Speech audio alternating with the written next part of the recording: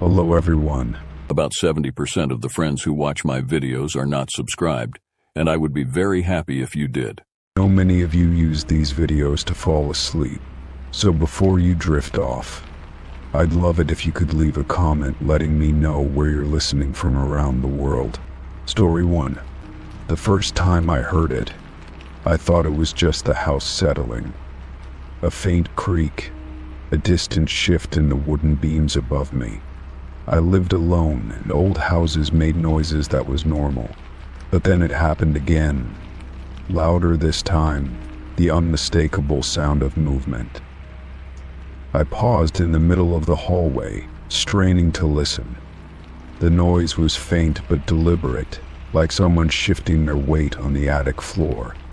My pulse quickened as I stared up at the ceiling, tracing the outline of the attic door. I hadn't been up there in months, and I was certain no one else had either. Forcing myself to stay calm, I walked to the attic entrance and reached for the pull-down cord. My fingers barely brushed it before I hesitated. The sound had stopped the moment I got close, as if whoever or whatever was up there knew I was listening. A cold chill crawled down my spine. I took a step back, trying to think rationally. It could be an animal, maybe a raccoon that had somehow found its way inside. That seemed like the most reasonable explanation. But the weight of the sound, the deliberate way it moved, made me doubt it. Swallowing my fear, I grabbed the cord and pulled. The attic door didn't budge. I tried again, harder this time, but it was locked. That didn't make sense. There was no lock on the attic door. It was just a simple hatch that should have opened with a tug. My heartbeat pounded in my ears as I took another step back. I pressed my hands against the wood, feeling for any sign of resistance. It was sealed shut, like something was holding it from the other side. I whispered a curse under my breath, trying to convince myself I was imagining things. I decided to ignore it for the night. Whatever was up there, I'd deal with it in the morning when I had better light. I locked my bedroom door before going to bed, but sleep didn't come easily. Every time I closed my eyes, I imagined something shifting just above me, waiting. By morning, I tried to push the incident out of my mind. Maybe I had dreamed it, or maybe the house had simply shifted in a strange way. But as I stood in the kitchen making coffee, I heard it again.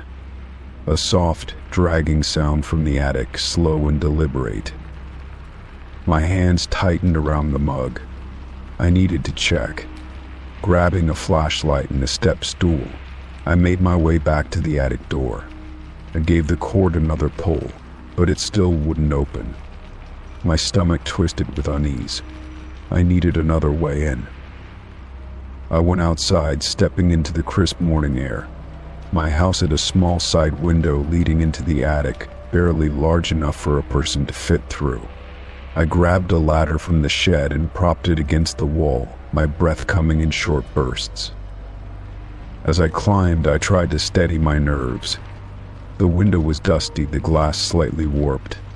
I peered inside, expecting to see old boxes and forgotten furniture, but what I saw made my blood run cold.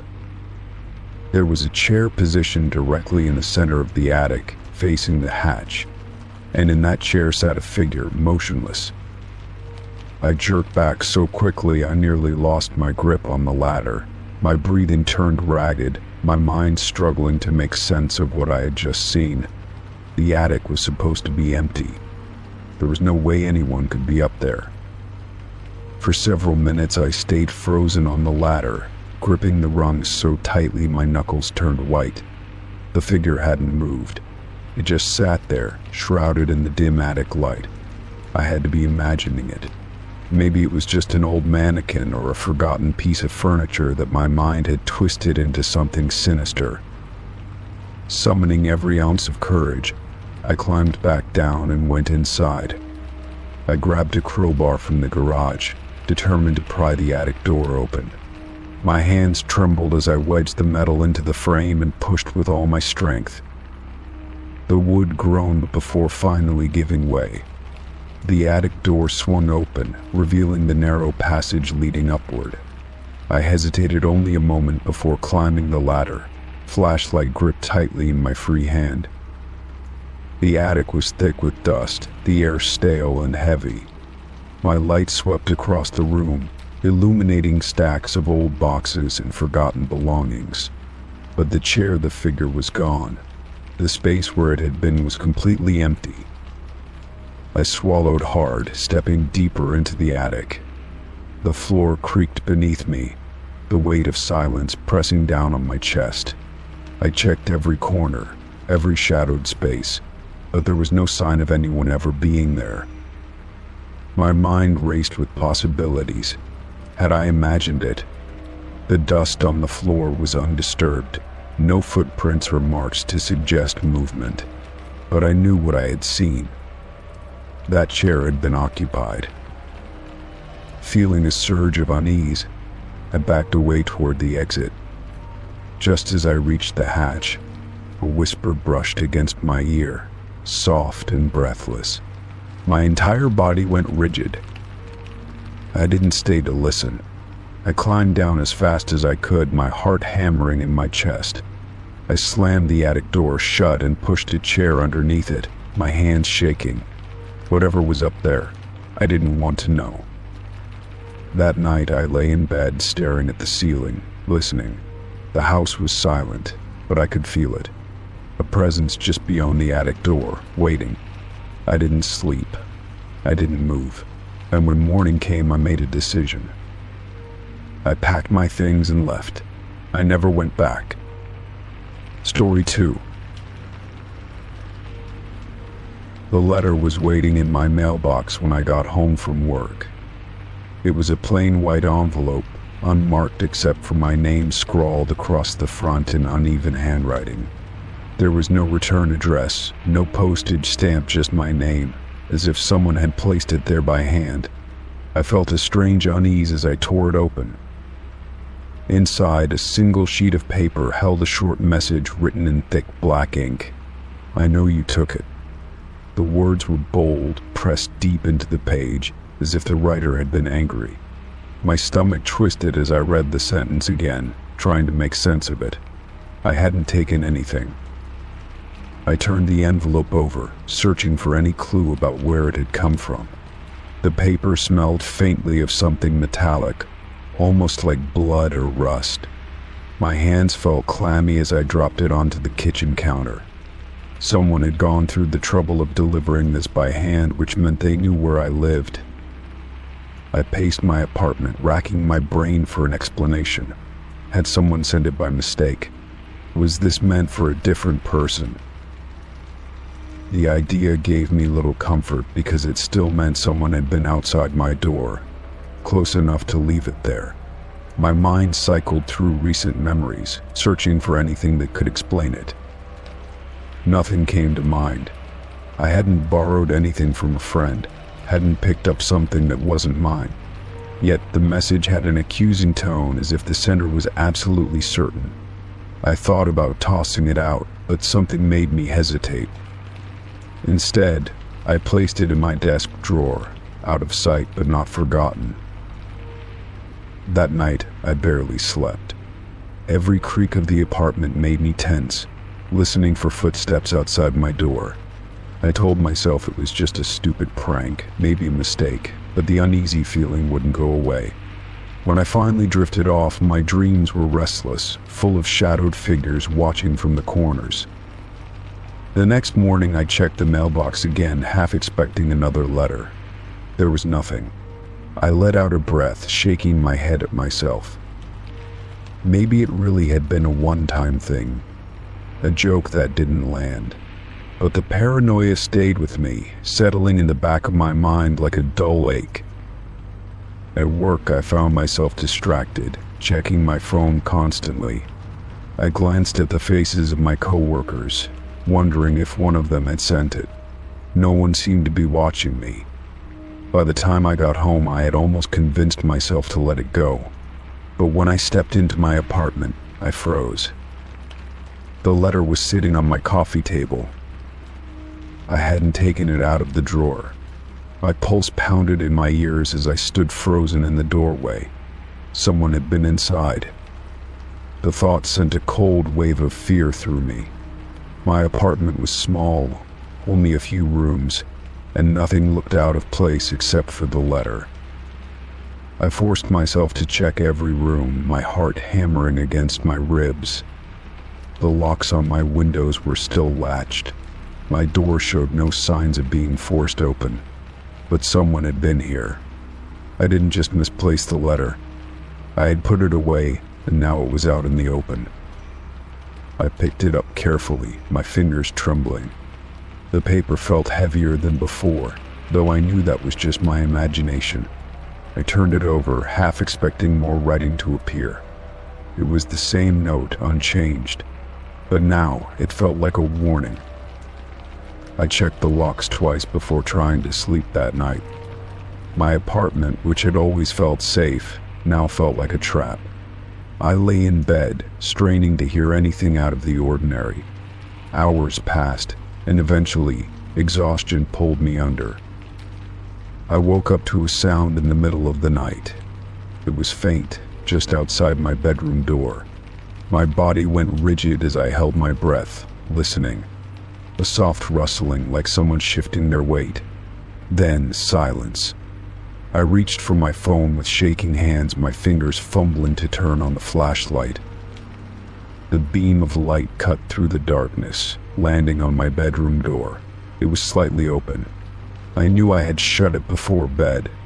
My heart pounded as I slowly slid out of bed, my bare feet making no sound on the floor. I crept toward the door, every nerve in my body screaming for me to stop.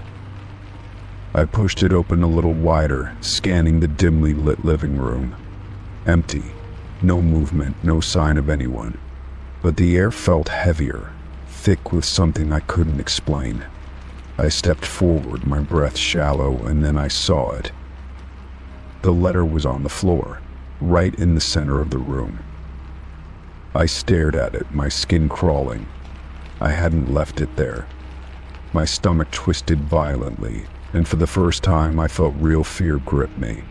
Someone was playing a game with me, but I didn't know the rules. I reached down, picked it up, and turned it over. There was a new message. I saw you take it. My breath hitched as I read the words, my mind racing. I still didn't know what it was, but whoever this was, they were convinced I had done something. I dropped the letter and grabbed my phone, my hands shaking as I dialed the police. The officer on the other end sounded skeptical, but agreed to send someone over. When they arrived, I felt ridiculous explaining the situation in an anonymous letter. A door slightly open, a feeling of being watched. They searched my apartment but found no signs of forced entry. Nothing was missing, no evidence of an intruder. The officer asked if I had enemies, someone who might want to scare me. I couldn't think of anyone. They suggested it might be a prank and advised me to install extra locks. That was it. No real answers, just a half-hearted suggestion to be cautious. After they left, I sat in my apartment staring at the letter. I thought about leaving, staying with a friend for a few days, but a sick sense of curiosity kept me there. I needed to know why this was happening. That night, I set up my phone to record while I slept. I placed it on my nightstand, camera facing the door. If someone was coming in, I would see them. It took hours to fall asleep, my body rigid with tension. When I woke up, my phone was lying on the floor, face down. A chill ran through me as I picked it up, my fingers numb. The recording was still running. I swallowed hard and pressed play. At first, it was just darkness and silence. Then, around 3 a.m., my bedroom door creaked open. My breath caught as a figure stepped into view, barely visible in the dim light. It stood there for a long time, motionless. Then, slowly, it moved toward my bed. Just before the screen went black, the figure leaned close to the camera and whispered, "You know what you took." Story 3. The soft tapping pulled me from sleep. At first I thought I had imagined it, a lingering sound from a dream. But then it came again, a slow, deliberate knock against the glass. My breath caught as I turned toward the window, heart pounding in the quiet darkness. The blinds were drawn, shielding the outside world from view. I lay still, listening, every nerve on edge. The wind whispered against the house, but that wasn't the sound I had heard. Someone had knocked. I was sure of it. Swallowing hard, I forced myself to move. The floor was cold beneath my feet as I crept toward the window, each step careful, hesitant. I reached for the blinds, my fingers trembling as I pulled them apart just enough to peek through. The yard was empty, the streetlights casting long shadows across the lawn. I let out a slow breath, trying to steady myself. Maybe it was a tree branch, maybe a bird had hit the glass. But as I turned to step away, I noticed something that made my stomach twist. The blinds were swaying slightly, as if someone had just let go of them. I froze, my mind racing. Had someone been standing there, watching me? I pressed my back against the wall, listening for any movement outside. The night remained silent, thick with an eerie stillness. I didn't want to look again, but I had to be sure. With a deep breath, I pulled the blinds back fully, my eyes scanning the darkness beyond. The street was empty. The trees stood motionless. The bushes along the fence rustled slightly in the breeze, but nothing seemed out of place. Yet the uneasy feeling in my chest wouldn't fade. I closed the blinds quickly, locking the window before stepping back. My phone sat on the nightstand, and I grabbed it, checking the time. 3:12 a.m. My fingers hovered over the screen, debating whether to call someone. The police? A friend? But what would I say? That I heard a noise and got spooked. Shaking my head, I set the phone down and climbed back into bed. I pulled the blankets up to my chin, listening to the silence. Sleep felt impossible now, my body too tense, my mind too alert. I told myself it was nothing, just my imagination playing tricks on me. But deep down, I wasn't convinced. Minutes passed. Then an hour. I had just begun to drift off when something made my eyes snap open. A faint creaking sound, so soft I almost missed it. My pulse spiked as I strained to listen. It had come from outside near the back of the house. I sat up slowly, my breath shallow. The sound came again, the unmistakable creak of the wooden deck. Someone was out there. My stomach clenched as I slid out of bed, my movements careful, deliberate. I didn't turn on the lights. I didn't want whoever it was to know I was awake. Step by step, I moved toward the hallway. The back door had a small window, and I hesitated before peeking through it. The porch light cast a dim glow, illuminating the empty deck. My eyes darted to the yard beyond, searching for movement, for a shadow, for anything. Then I saw it. A figure stood at the edge of the tree line, barely visible in the darkness. My breath caught in my throat as I pressed against the door, trying to make sense of what I was seeing. The figure didn't move. It just stood there motionless, watching. A cold chill crept down my spine. I reached for my phone, fingers trembling as I struggled to unlock it. When I looked up again, the figure was gone. My heart pounded as I scanned the trees, searching for any sign of movement. But there was nothing. I locked every door, every window, making sure they were secure. My hands were shaking as I double-checked the locks, my skin prickling with unease. I wanted to call someone, but I didn't know what to say. That someone had been watching me, that they had disappeared the moment I looked away. I sat in the living room, wide-eyed and alert, waiting for morning. The hours dragged by, each minute stretching unbearably long. Every noise, every creak of the house made my nerves tighten. I didn't sleep. I couldn't. By the time the sun rose, the fear hadn't faded. I hesitated before stepping outside, my heart hammering as I scanned the yard. The grass was undisturbed, no footprints in the dirt, no sign that anyone had been there. Had I imagined it? I wanted to believe that. But as I turned back toward the house, something caught my eye. A single handprint, smudged against the glass of my bedroom window. It was too large to be mine. I never slept with the blinds open again. Story 4. The locked room in my house had been untouched for years.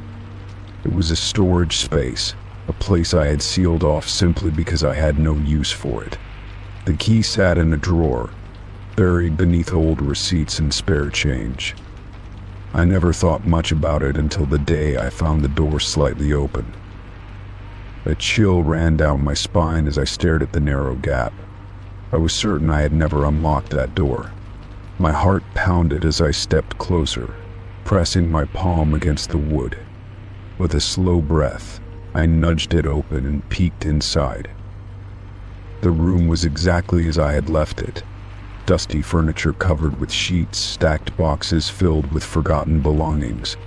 The air smelled stale, untouched by time. But near the entrance, placed neatly on the floor, was a pair of shoes I had never seen before. They were men's shoes, black, slightly worn, but in good condition. My stomach twisted as I crouched down, hesitating before touching them. I ran my fingers over the surface, feeling the smooth leather beneath my fingertips. These did not belong to me. I stood up quickly, my breath shallow. Had someone been in my house? I checked the windows, the locks on the doors. Nothing was broken, nothing was out of place. It didn't make sense. No one had a key but me. My first instinct was to search the rest of the house. I moved cautiously, checking every room, every closet, even under the bed. There was no sign of forced entry, no evidence of anyone hiding. But the unease clung to me, heavy and unshakable. I returned to the locked room, staring at the shoes as if they might offer an explanation. I picked them up and examined the soles. They were clean, as if they had never been worn outside. That realization sent a shudder through me. I placed them back where I found them, then slowly backed out of the room. My hands trembled as I shut the door, this time making sure to turn the key in the lock. I stood there for a moment, listening. The house was silent, but I felt anything but alone. That night, sleep was impossible. Every creak in the house made my heart race. I kept my phone close, debating whether I should call someone. But what would I even say? That a pair of shoes had appeared in a locked room. It sounded ridiculous. The next morning, I forced myself to check the room again. My pulse quickened as I turned the key, pushing the door open. My breath caught in my throat. The shoes were gone. I froze, gripping the doorknob so tightly my knuckles turned white. The room was exactly the same, dusty, untouched except for the missing shoes. My chest tightened as I scanned every corner, hoping for some kind of explanation. But there was none. None. A deep, unsettling fear settled in my stomach. Someone had been here. Someone had placed those shoes and then taken them away. I stepped back, locking the door once again. But this time it didn't bring me any comfort. I spent the rest of the day in a haze, my thoughts circling back to the impossible. I checked the security footage, but nothing was there, just empty hallways, locked doors. No sign of an intruder, no proof of what I had seen. That night I left the hallway light on, unable to shake the feeling of being watched. I lay in bed, listening to the quiet hum of the house, my nerves on edge, At some point, exhaustion took over, and I drifted into a restless sleep. A noise woke me in the early hours of the morning, a soft creak like a door opening. My eyes snapped open, my body stiff with fear. I turned my head slowly toward the hallway. The locked room's door was open. Panic surged through me as I sat up, my breath shallow. The key was still in my drawer. There was no way that door should be open. But there it was, a dark sliver of emptiness waiting beyond the threshold. I reached for my phone with shaking hands, turning on the flashlight. The beam cut through the darkness as I stepped out of bed. My feet were unsteady, my pulse hammering against my ribs. I moved toward the door, every instinct telling me to turn back.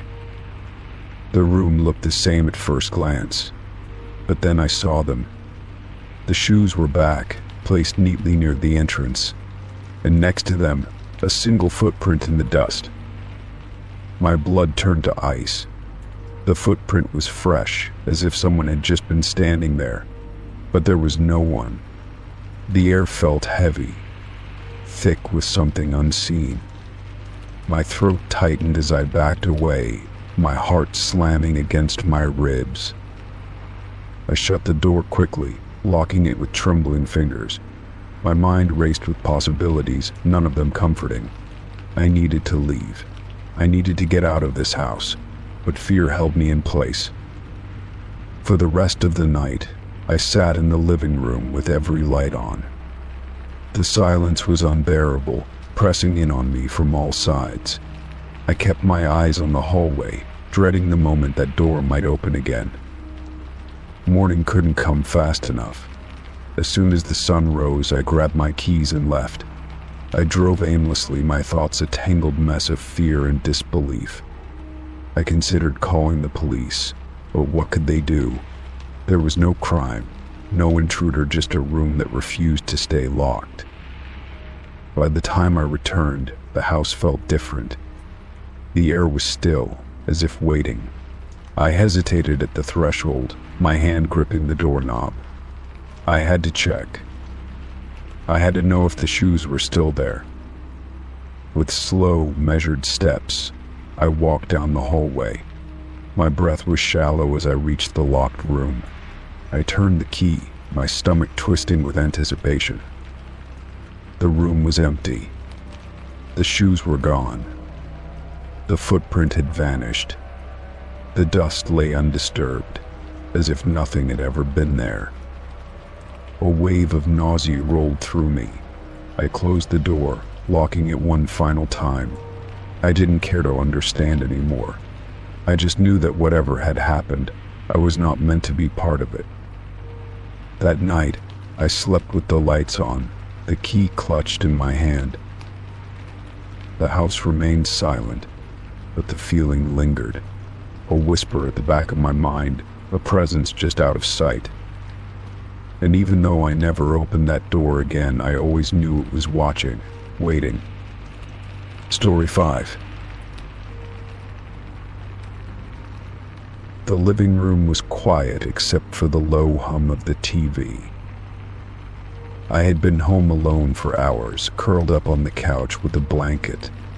Outside, the wind rattled the windows, but I wasn't paying much attention. I was too absorbed in the show playing on the screen. Then, out of the corner of my eye, I saw something move. A shadow, long and stretching across the wall, slid from one side of the room to the other. My breath caught in my throat as I turned quickly to look behind me. But the room was empty. I sat frozen for a moment, heart pounding in my chest. The windows were shut, the blinds drawn, and there was no one else in the house. I tried to convince myself that it had been a trick of the light, maybe from the TV, but deep down, I knew it hadn't come from the screen. A chill ran down my spine as I slowly stood up, scanning the room. Everything looked normal, nothing out of place, nothing disturbed. I walked over to the nearest window, making sure it was locked. It was. So were the others. I checked the hallway next, my footsteps hesitant as I peered into the dimly lit space. The doors to the bedrooms were open, revealing nothing unusual inside. The silence in the house felt heavier now, as if the air itself had thickened. Taking a deep breath, I shook my head and laughed nervously. I was letting my imagination get the best of me. Maybe I was just tired, seeing things that weren't there. I returned to the couch and pulled the blanket tighter around me, trying to shake off the unease. Minutes passed, and I started to relax again. The show played on, and I focused on the screen, trying to forget the strange shadow. But just as I began to feel normal again, I saw it. The shadow moved across the wall once more. This time I shot up from the couch, my skin prickling with fear. I turned quickly, scanning the room, my breathing ragged. There was nothing there, no movement, no sound, no logical explanation. My pulse pounded in my ears as I slowly backed away. I reached for my phone, my fingers trembling slightly as I unlocked it. I thought about calling someone, but what would I even say? That I saw a shadow. That I was scared for no reason. It sounded ridiculous. Swallowing hard, I forced myself to walk around the house again, checking every room, every closet. I even looked under the furniture, convincing myself that I would find something that made sense, but there was nothing. I returned to the living room, still gripping my phone, and sat on the edge of the couch. My mind raced, replaying what I had seen. Shadows didn't move on their own. There had to be a source, a light, something to explain it, but I found nothing. The feeling of being watched crept over me then, a suffocating weight pressing against my chest. My eyes darted around the room, searching for anything out of place. The walls, the corners, the windows, everything was still, but the feeling didn't fade. A sudden creak sounded from the hallway, and I sucked in a sharp breath. My heart leaped as I turned toward the noise. The floorboards had shifted, as if someone had stepped on them, but I was alone. I clenched my phone tightly, my mind screaming at me to do something. Run, leave, call someone, anything but just sit there. But I couldn't move, my body frozen with fear. Then, slowly, another shadow stretched along the floor. It wasn't my shadow. It wasn't cast from the TV or any light source I could see. It moved differently, creeping along as if it had a mind of its own. I stood up slowly, my entire body shaking as I backed away toward the front door. My fingers fumbled with the lock as I kept my eyes on the shifting darkness. It slid up the wall, stretching unnaturally, as if it were alive. My breath came in quick gasps as I finally yanked the door open and stumbled outside. The cold night air hit me like a shock, but I didn't care. I turned back to the house, expecting to see someone following me, but the living room was empty. The shadow was gone. I stood there for a long time, my arms wrapped around myself, trying to calm my breathing. The wind howled through the trees, and the street was empty, silent. I wanted to believe I had imagined it, that my mind was playing tricks on me, but I knew what I had seen. After what felt like forever, I forced myself to go back inside. I kept every light on as I moved cautiously through the house, checking every room again. Everything was as it should be, yet the heavy feeling in the air remained. Sleep didn't come easily that night. Every noise made me jump. Every shadow felt like it was watching me. I kept my phone close, my heart racing at every creak of the house settling. The minutes crawled by, stretching into endless hours. One morning I was exhausted but relieved to see the sun. The fear from the night before felt distant, like a bad dream. But even in daylight I couldn't shake the feeling that something had been in the house with me. Days passed, and I tried to convince myself it had been nothing. I told myself it was just my mind playing tricks on me, that I had been tired, paranoid. But deep down, I wasn't sure. And sometimes when I was alone, I still felt like something unseen was watching. Then, one evening, it happened again. I was washing dishes when I saw a shadow sliding across the wall, moving against the light. I turned quickly, my heart hammering, but the room was empty. I dropped the dish in the sink and stumbled back, my skin cold with fear. My mind screamed at me to run, to leave the house for good, but something inside me knew that no matter where I went, the shadow would follow. Story 6. The key was small, old, and slightly tarnished, with no markings to indicate where it came from. I had found it in the pocket of my winter coat, a coat I hadn't worn in months. Turning it over in my palm, I tried to remember if I had ever seen it before, but nothing came to mind. It didn't belong to any lock I could think of. Curiosity got the better of me, and I started trying it on the doors in my house. It didn't fit the front door, the back door, or even the basement door. I tried it on my bedroom door, the closets, and the small safe I kept in my office. No luck. Something about it unsettled me. If it wasn't mine, then how had it ended up in my coat? I checked the pockets again, searching for any note or clue that might explain it. There was nothing but an old grocery receipt from months ago.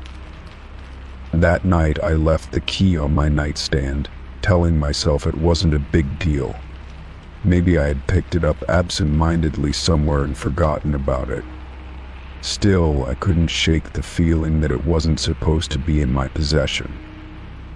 The next morning, I decided to take the key with me and test it elsewhere.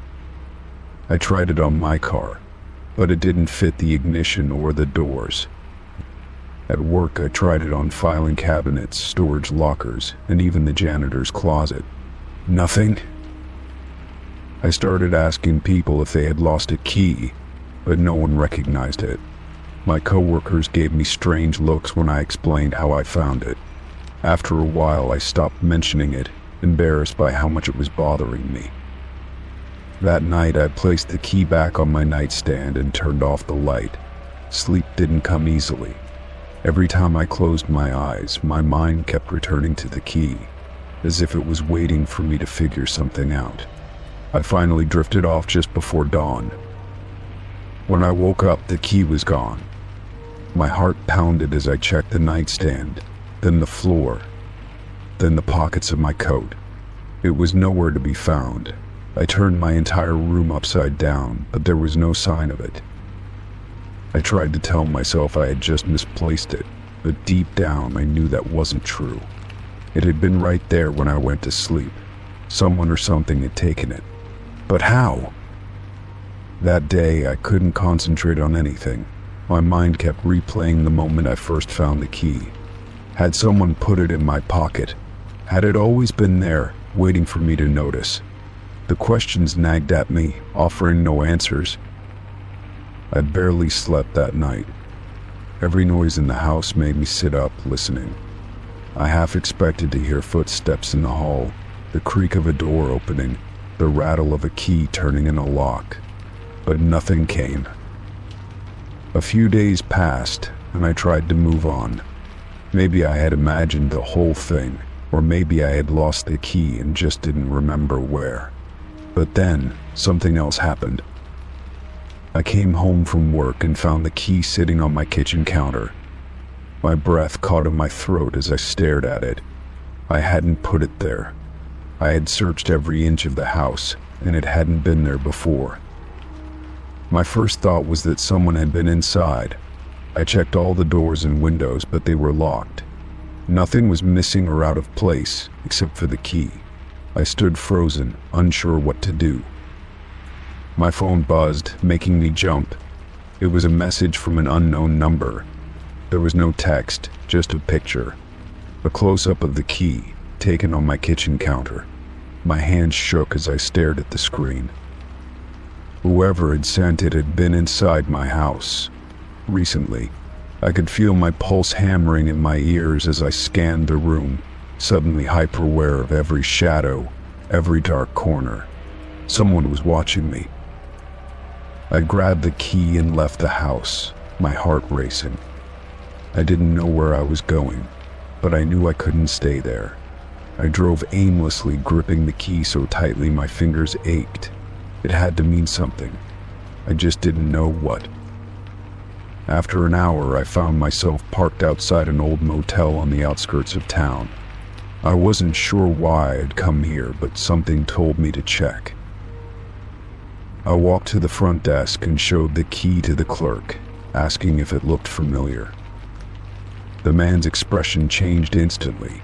His face went pale, and he took a step back. "Where did you get that?" he asked, his voice barely above a whisper. My stomach dropped.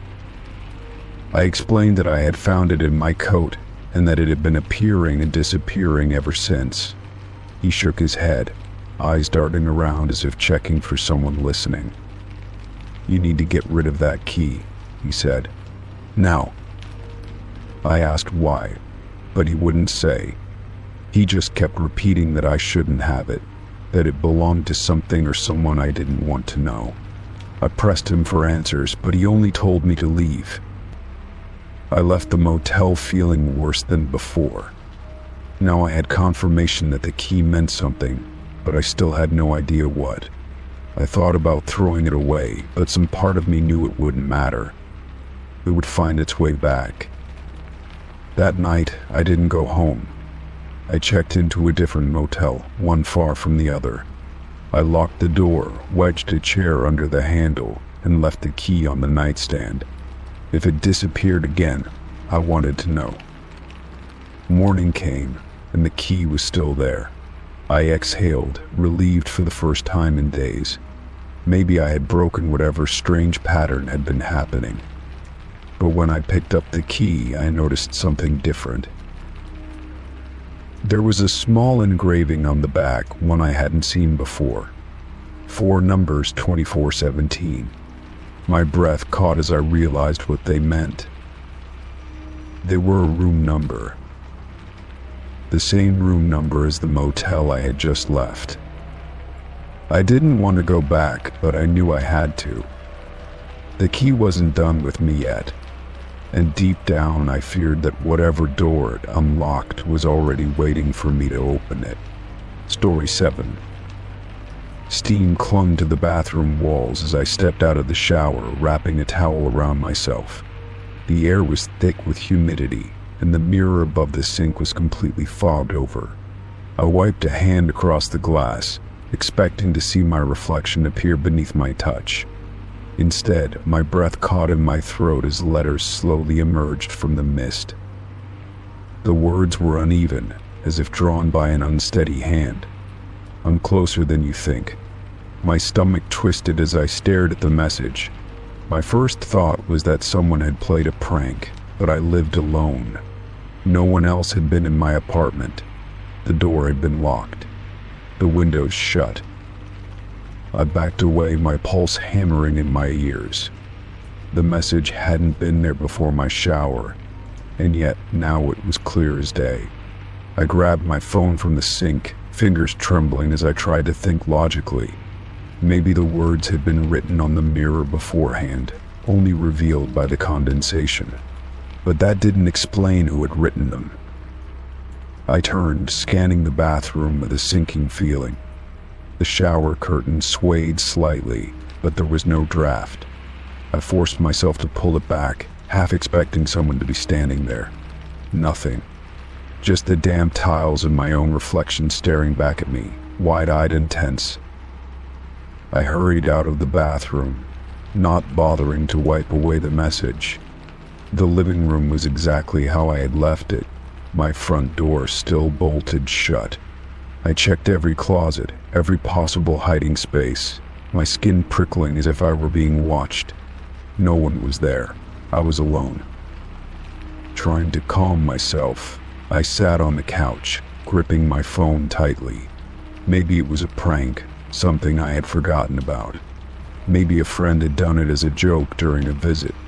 but I hadn't had anyone over in weeks. The thought unsettled me even more. That night, I tried to sleep, but my mind wouldn't let go of the message. Every creak of the apartment made me jolt upright. Every shadow seemed to stretch in unnatural ways. I kept glancing toward my bedroom door, expecting it to move, expecting to hear footsteps that weren't mine. The silence felt heavier than usual. By morning, I convinced myself it had to be some weird trick of the moisture in the air. I went about my day as normally as I could, pushing the thought to the back of my mind. But something in my apartment felt off. The air felt heavier, the rooms quieter than they should have been. It was as if I wasn't alone, as if something unseen was lingering just out of sight.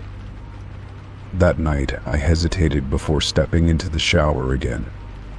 I shook my head, cursing myself for letting my imagination get the best of me.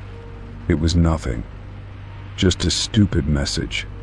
I turned on the water, letting the heat soothe my nerves, forcing myself to forget about it. When I stepped out and wiped the mirror again, my heart nearly stopped. Another message had appeared. I see you. My towel slipped from my fingers as I stumbled back, my chest tightening with fear. Someone was in my apartment. Someone had to be. I grabbed my phone and ran into the hallway, my breath coming in sharp, panicked gasps. I checked every door, every possible entrance again. The locks were still intact. There was no sign of a break-in. And yet, the words were there, fresh on the glass. Undeniable proof that something was terribly wrong. I slept with the lights on that night, barely closing my eyes. Every small sound made my stomach clench. The apartment no longer felt like my own, it felt like something else had claimed it, something unseen but undeniably present. By the third night, I was exhausted, my body heavy with lack of sleep. I avoided the bathroom, brushing my teeth at the kitchen sink, unwilling to step foot in there again. But as I sat in bed, staring at my phone, something caught my eye. The closet door, which I always kept shut, was open just a crack. A chill spread through my body as I forced myself to move. My breath was shallow, my limbs tense. I stepped toward it slowly, my pulse hammering against my ribs. I reached out and yanked the door open in one quick motion. Nothing. Just my clothes hanging limply, undisturbed. I exhaled shakily, rubbing a hand over my face. I was losing my mind. Then, just as I turned away, I noticed something. A faint smudge on the mirror across the room. I stepped closer, dread rising in my throat. The condensation from my earlier shower had faded, but the writing remained, now barely visible. I could just make out the words "behind you." A cold rush of terror flooded through me as I spun around. The room was empty, but I knew, deep in my gut, that I wasn't alone. Something was here. Something had been watching me all along. Story 8. I had just finished a long day at work, and the soft glow of my phone screen was a welcome distraction. Sitting on the couch, I scrolled through some messages when one popped up that made my stomach drop. It was a text from an old friend, Sarah. My heart skipped a beat as I stared at the screen, trying to make sense of it. Sarah had passed away years ago in a tragic car accident. The message was simple, just 2 words: I miss you. I felt my breath catch in my throat as I read and reread the text, unable to comprehend what I was seeing. There was no explanation, no reason why the message would be sent to me now. I immediately went to call her, but before I could, I noticed something even more unsettling. The number had no name attached to it, just a string of random digits that looked nothing like the phone number Sarah had once had. For a moment I thought it might be some kind of cruel prank. Maybe one of her friends had somehow gotten a hold of my number and decided to mess with me. But that didn't explain the text itself, nor the eerie feeling creeping up my spine. My fingers shook as I tapped on the screen to reply, thinking that if I could just hear from her, I might be able to make sense of this. I typed, "Sarah, is this really you?" and hit send, watching the message send without any issue. For a moment I felt a strange sense of hope, thinking maybe it was just some sort of glitch or technology playing tricks on me. But when I looked at my phone again, the message wasn't delivered. Instead, a small notification appeared, "Number disconnected." I felt a chill run down my spine as I stared at the screen in disbelief. The number was disconnected, yet it had sent me a message. I tried to call it, just to confirm that there had to be some logical explanation, but the call failed to connect. My mind raced with confusion and dread, trying to piece together what was happening. I sat there for a long time, staring at my phone in silence. The room felt cold, and I could feel the hairs on my neck stand up. Sarah's face flashed in my mind, her laugh. The way she always made me feel like everything was okay even on the worst days. I missed her so much. It didn't make any sense. How could she be contacting me from beyond the grave? Was this some kind of sign, or was I simply losing my grip on reality? In a daze, I walked to the kitchen to make myself a cup of tea, hoping it would calm my nerves. But as I passed by the old framed photo of Sarah and me on the counter, I stopped dead in my tracks. The picture, which had been taken just a year before her death, was now askew on the counter. I could have sworn I'd left it perfectly centered, but now it was tilted slightly to the side. I turned back to my phone, trying to shake off the unsettling feeling that was beginning to settle in my stomach. There had to be some rational explanation. Maybe it was some sort of delayed message, or maybe my phone had glitched somehow. But as I sat back down on the couch, I found myself unable to let go of the creeping sense of dread. That night, I couldn't sleep. Every time I closed my eyes, I saw Sarah's face, and each time I woke, I found myself reaching for my phone, hoping that maybe there would be another message. But there was nothing. The text, the strange number, it had all just been a brief moment of confusion. For days after that, I couldn't stop thinking about it. I called the phone company, asking if there was any possibility that the message had been sent due to some kind of error. They insisted that it wasn't possible, and when I pressed them for details, they explained that once a number was disconnected, there was no way for it to send messages, even by mistake.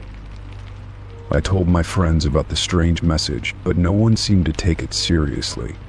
They all thought it was some weird coincidence, or perhaps just my mind playing tricks on me after the loss. It wasn't until I went back to Sarah's parents' house that I began to understand that this wasn't just some random occurrence. I had been close to Sarah's family after her death, and when I visited them, I expected some comfort, maybe a distraction from the chaos in my mind. Instead, I found something that unsettled me even more. Sarah's mother handed me a small envelope, her hands trembling. Inside was a note handwritten in a familiar scrawl. "I miss you too," it said. It was a message from Sarah, or at least it felt that way. But the strangest thing was that it wasn't from the text I had received. This note was written a year before her death, during a time when she was struggling with her own thoughts and emotions. It wasn't a message she had ever shared with anyone. The handwriting matched the text I had seen on my phone, and the timing was too close to ignore. My mind spun with questions. How could this note have appeared now in a place I had never seen it before? Why did it feel like Sarah was still trying to communicate with me? And why did it seem like she was reaching out through a disconnected number, just to say, "I miss you"? That night, I decided to go back to the cemetery. It was a place I hadn't visited in months. I hadn't been able to bring myself to go back there, but something inside of me told me I had to now. When I reached her grave, I knelt down and whispered, I miss you too." As I stood up to leave, I felt a strange sensation in the air. It wasn't cold, but it was thick with the weight of something unspoken. For a moment I thought I saw a figure standing at the edge of the cemetery, someone familiar. But when I blinked, they were gone. That night, when I got home, there was another text message waiting for me. This time the message was simple, just one word: goodbye. The number was still disconnected, but the message, for reasons I couldn't explain, filled me with an overwhelming sense of peace. Perhaps Sarah had found a way to reach me, to remind me that she was still with me, even if only for a fleeting moment. The truth of it was still a mystery, but I knew one thing for sure. I would never forget the last message from my old friend, even if it was a message from beyond the grave. Story 9. N. The winter air was crisp and biting as I walked through the freshly fallen snow, the soft crunch of my boots the only sound breaking the silence. The sky was a dull gray, heavy with clouds that promised more snow soon, but for now the world was still and peaceful. The snow around me was untouched, a perfect white expanse stretching out in every direction. It was the kind of cold that made everything feel quiet, like the world was holding its breath. As I walked, my eyes caught sight of something unusual, a set of footprints in the snow ahead. They were fresh, the edges of the prints still sharp, and they seemed to lead in a straight line, disappearing into the dense woods ahead. I paused for a moment, squinting against the dull light, trying to gauge how long they had been there.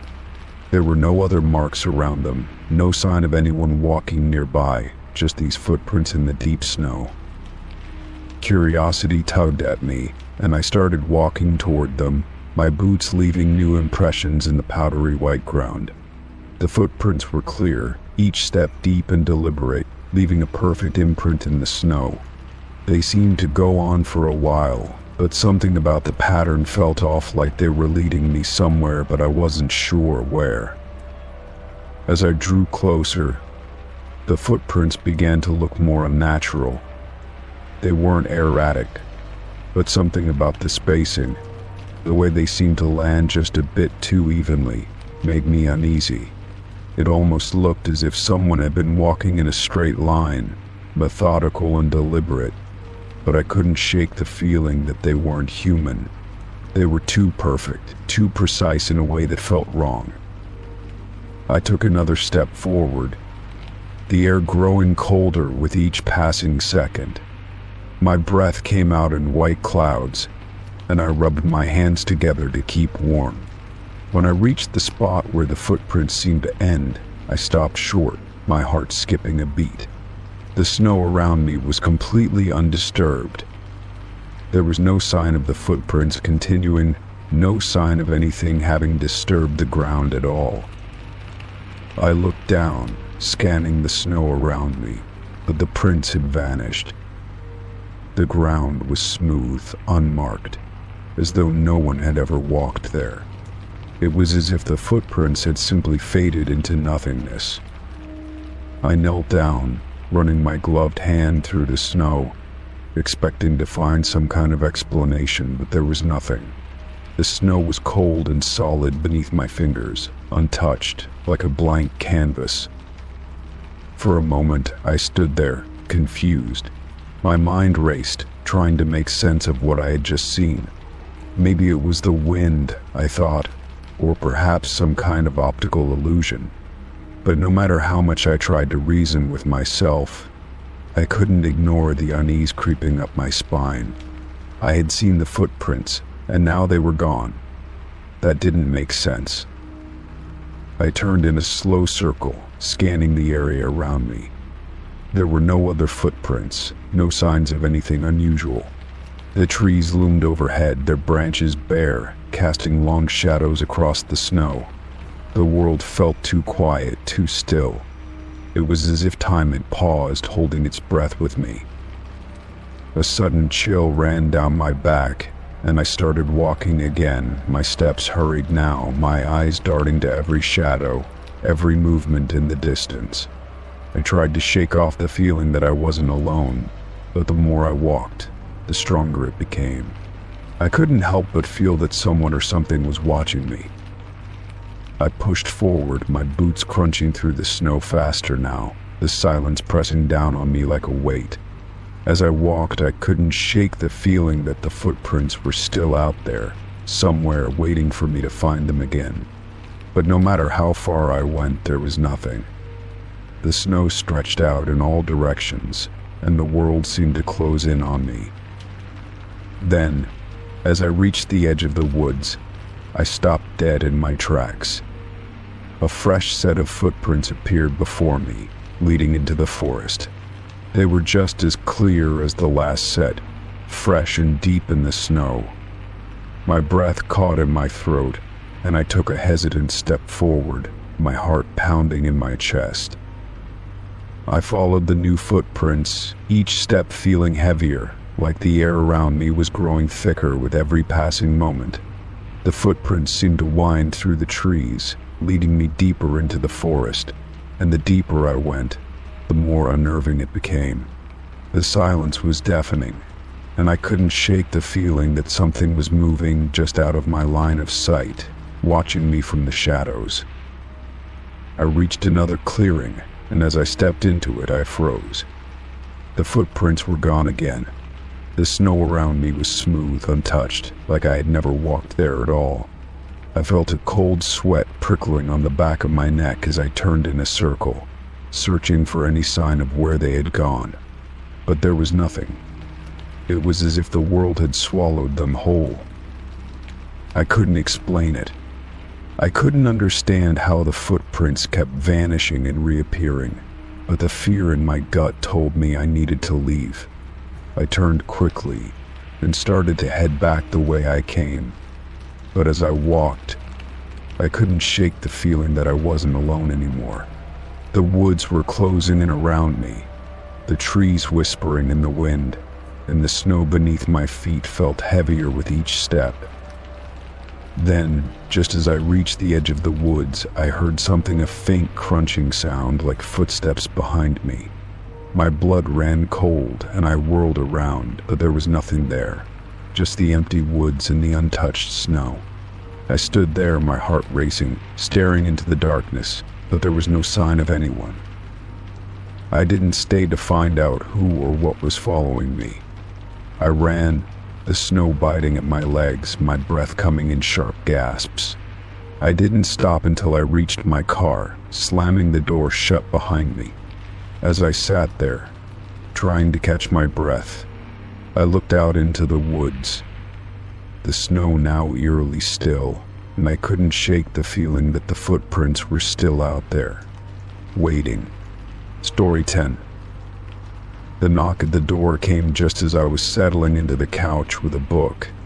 It was a soft knock, almost polite, but it made me jump nonetheless. I set my book down, puzzled at who could be visiting at this hour, and walked to the door. When I opened it, I saw a man standing on the porch, dressed in a dark jacket and jeans. He looked out of place, like he didn't belong in the neighborhood. He had a tired, almost weary expression, but his eyes were sharp, scanning me as if sizing me up. "Excuse me," he said, his voice low and friendly. "Is this the house of John Mitchell?" I shook my head. "No, sorry, you've got the wrong house." The man's smile was slow to form, but when it did, it didn't reach his eyes. "I know you, though," he said, his voice a little too smooth, too calm. "You're next." I blinked, unsure if I had heard him correctly. "What?" I asked, my voice faltering.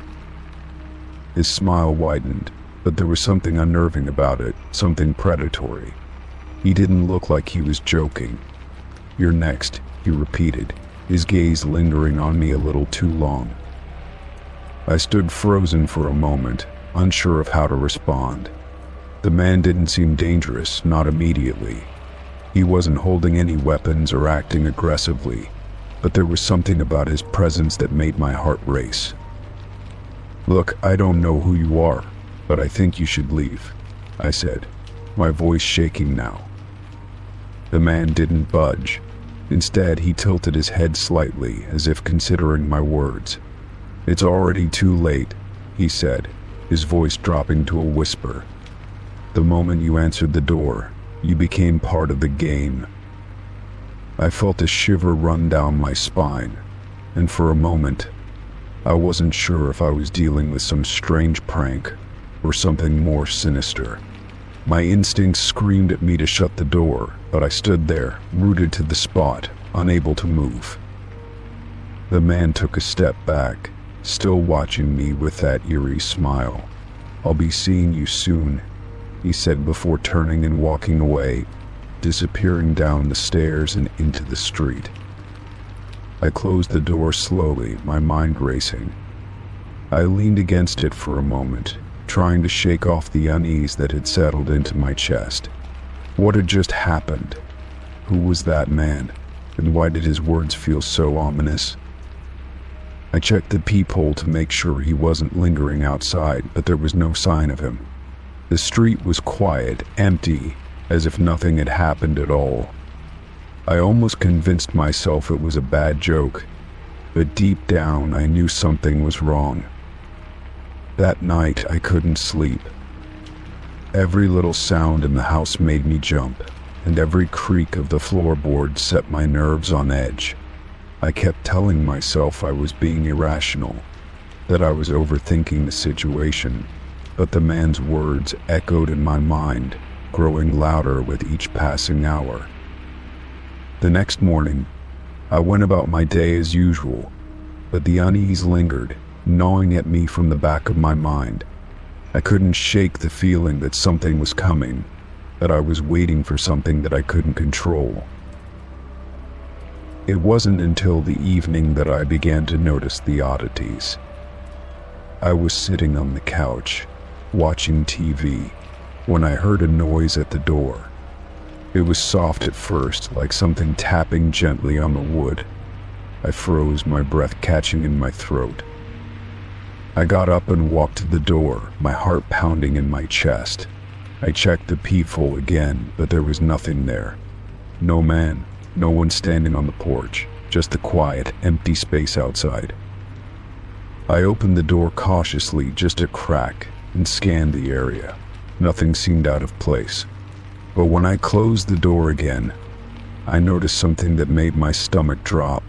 A small piece of paper tucked into the door frame, almost hidden from view. I pulled it out slowly, my hands trembling, and unfolded it. The note was simple, handwritten in neat, careful script. It read, "I told you, you're next." A cold chill ran through me, and the world around me seemed to tilt. Who was doing this? And why? I slammed the door shut, my mind racing. I glanced around the room, feeling like I was being watched, like there was something I was missing. I thought about going to the police, but what would I tell them? A man knocked on my door and said I was next. It sounded ridiculous, even to my own ears. The days that followed were marked by a growing sense of paranoia. I couldn't shake the feeling that I was being watched.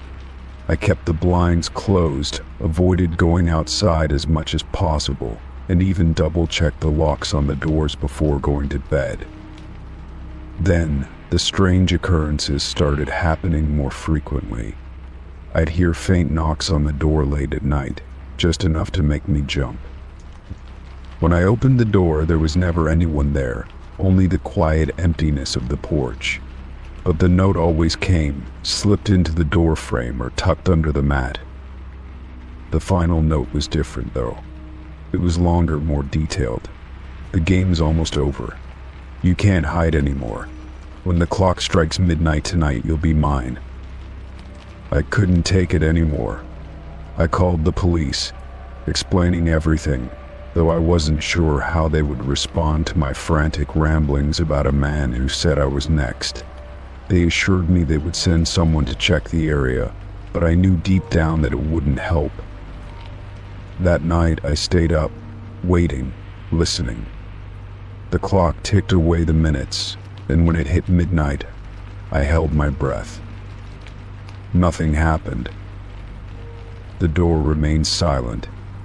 The air felt still, untouched by the dread that had gripped me for days. I let out a breath I didn't know I had been holding. Maybe the man had been playing mind games with me all along. Maybe I had overreacted. But as I began to relax, thinking it was all over, the final knock came. This time, the door didn't just rattle with a light tap. It shook with force, as if someone was trying to break through. I froze. The last note hadn't been a warning. It had been a promise, and now I had no choice but to face whatever it was that was coming for me. Story 11. It started innocently enough, like any small inconvenience in life that eventually fades into the background. My watch, a simple leather-strapped piece I had inherited from my grandfather, would stop at exactly 11:11 every night. At first, I thought it was a coincidence. Watches break, especially old ones. But as the days went by, it became clear that something odd was happening. Each night, without fail, the second hand would freeze at 11:11. I would wind the watch, reset the time, and go to bed. When I woke up in the morning, everything seemed normal except for the fact that the watch was still stuck at that strange time. I had tried replacing the battery, thinking that was the problem. But the next night the same thing happened. I took the watch to a local repair shop, and the technician assured me that everything was in working order. He couldn't find a thing wrong with it.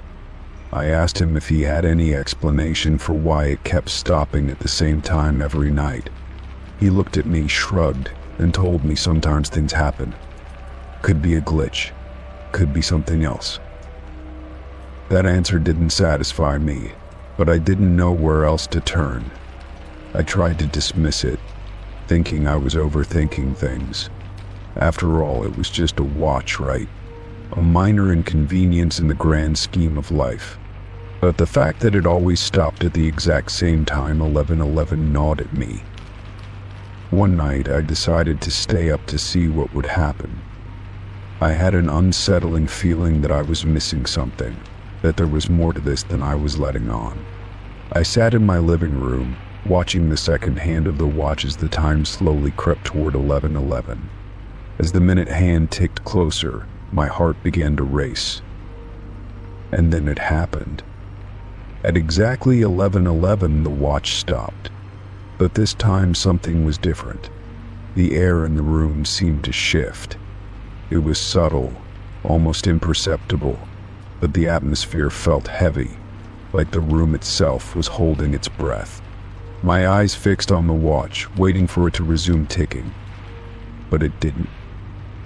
I checked the watch again, pressing the buttons and trying to get it moving. But it remained still, frozen at 11:11. I looked around the room, half expecting something to change. The quiet felt oppressive, like the world had paused with me. It wasn't just the watch that felt strange. I noticed the lights flickering. At first I thought it was just a power surge, but then they flickered again, and then a third time, longer this time. I felt a cold shiver run down my spine. My pulse quickened, and a sense of dread settled over me. It was as though something was watching, waiting for something to happen. Unable to shake the feeling, I decided to go to bed. I set the watch down on my nightstand and pulled the covers over me, trying to calm my racing heart. But sleep didn't come easily. I tossed and turned, feeling restless, my mind constantly returning to the watch. As I lay there, I thought about the time 11:11. It wasn't just a random time. People often talk about it being a sign, a moment of synchronicity, or a message from the universe. Some believe it's a sign to make a wish, to focus on something you want in life. But to me, it felt like something darker, like the watch was trying to tell me something. The next night, I decided to do some research. I searched online for any meaning behind 11:11, wondering if there was something I was missing. What I found was unsettling. There were numerous stories of people who experienced similar phenomena with clocks and watches. People who had seen the time 11:11 consistently, who had been haunted by it. Some believed it was a warning, while others thought it was a way for the dead to communicate with the living. I sat back, horrified. Could it be possible that my watch was trying to tell me something? I thought about the time I had inherited it from my grandfather. He had always been a mysterious man, full of secrets. Did he have left me some sort of message, hidden within the watch ticking? As the days went on, the pattern continued. Each night at 11:11, the watch would stop. Each night, the atmosphere in the room would grow heavier, and the strange, unsettling feeling would return. I started to feel paranoid, like I was being watched, like I was being pulled into something I didn't understand. It wasn't just the watch anymore. I started hearing things, soft whispers in the dark, footsteps in the hallway when I knew no one was there. I'd wake up in the middle of the night, feeling a presence in the room, but when I looked, the room was empty. The sense of dread grew stronger each night, and I began to lose track of time. Was it 11:11 yet? I tried to leave the watch behind. I thought maybe if I just stopped wearing it, the strange occurrences would cease. But no matter what I did, the watch would still stop at 11:11, no matter where it was. Even if I put it in a drawer or left it on the kitchen counter, it would freeze at that exact time. One night, I decided to confront it. I waited until 11:11, my heart pounding in my chest, and I stared at the watch. The second hand moved closer, and then, as it hit 11:11, it froze. The air grew thick, and the whispers returned, louder this time. I could hear them clearly now, but I couldn't make out the words. In a fit of frustration and fear, I grabbed the watch, intending to destroy it, to end whatever curse it had placed on me. But just as I was about to smash it on the floor, a voice clear and cold whispered in my ear, "It's too late." I froze, the watch slipping from my hand and falling to the floor. The room was silent. I stood there, unable to move, unable to breathe. And then the second hand of the watch started ticking again, as if nothing had happened. Story 12. It was a Saturday morning, and I had just finished a long week of work. I needed to catch up on laundry, so I dug through the pile of clothes in the corner of my bedroom and dragged it all to the laundry room. The hum of the washing machine was oddly comforting, and I felt relieved to be tackling the growing pile. As I sorted through the clothes, I noticed something strange in the basket, an odd pair of socks. The socks were mismatched, one dark blue and the other a light gray. They didn't look like anything anyone in my house owned. I immediately thought they must have been mixed up with clothes I had brought back from the laundromat, but I couldn't remember ever seeing them before. They didn't match anyone's size either, and the stain on one of them was unsettling. It wasn't something I recognized, just a dark patch, almost like dried ink or something I couldn't place. I turned the socks over in my hands, trying to find some explanation. My mind raced through possibilities. Could they belong to a guest I didn't remember? Or maybe a neighbor had accidentally mixed their laundry with mine when they visited. But no one in my household wore socks like these, and I couldn't recall any guests who had left them behind. It didn't make sense. I showed the socks to my roommates later that day, hoping one of them would recognize them. Emma, the quiet one, frowned when I held them up. "They don't look like they belong to anyone here," she said, examining them closely. "Where did you find them?" I told her they were in the laundry basket, and she shrugged. "Maybe they're from when we had that party last month. Did anyone bring an extra bag of clothes?" That didn't sound right either. None of our friends had brought clothes to the party. and no one had stayed overnight. I started to feel uneasy, but I brushed it off, telling myself it was just some strange coincidence. Maybe the socks were old, leftovers from a time before I lived there. I threw them in the wash with the rest of the laundry, hoping it would clear up whatever odd feeling they had given me. The next morning, when I went to retrieve the laundry from the dryer, I found the socks again. They were clean now, but the stain was still there, the dark spot remaining in the exact same place. My stomach sank as I stared at them. I couldn't shake the feeling that something was wrong. There was no way that stain hadn't been there before, and I couldn't figure out how it had survived the wash. I held the socks in my hand, staring at the stain. It looked darker now, almost like it had deepened during the drying process. I examined the socks for any labels or distinguishing marks, but there was nothing.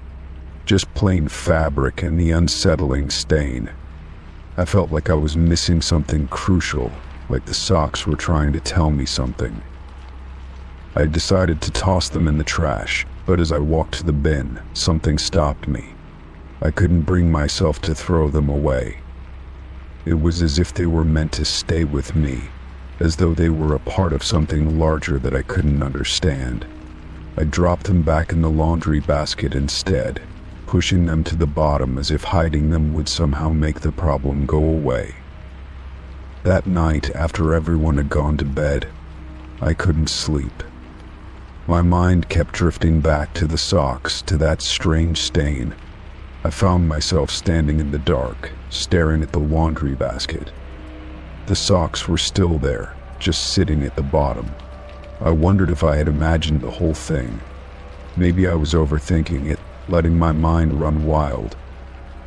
But when I reached into the basket and picked up the socks again, something was different. The stain had changed shape. It now looked like a fingerprint, as though someone had pressed their finger into the fabric. My heart skipped a beat. There was no way this was just a coincidence. I quickly dropped the socks back into the basket and backed away. I felt my pulse quicken, the air in the room thick with tension. I needed to know more. I had to figure out what was happening, and I couldn't ignore it any longer. I grabbed my phone and began searching for any explanation I could find, but nothing seemed to fit. No one had reported missing socks or strange stains like this. The next day, I decided to talk to Emma again. When I brought up the socks and the stain, her face went pale. "You've seen it too?" she asked, her voice barely above a whisper. I was taken aback. "What do you mean, too?" I asked, my voice shaking. Emma didn't answer at first, staring at the floor, before finally speaking again. "I've seen those socks before, in my dreams." I blinked, unsure of what she meant. "What do you mean, your dreams?" I asked. "I've had the same dream over and over again, ever since we moved in here," she explained. "In it, I see those socks, and they're always covered in blood, and there's someone watching me, just standing there, waiting." Her voice quivered, and I could see the fear in her eyes. I didn't know what to say. I had thought I was the only one who had been affected by the socks, but now I was starting to believe that something was seriously wrong. Emma and I both agreed that we needed to get rid of them. But when we went to look for the socks the next morning, they were gone. The laundry basket was empty.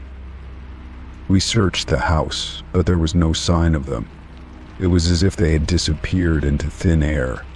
I felt a sinking sensation in my chest, realizing that whatever had been happening was far from over.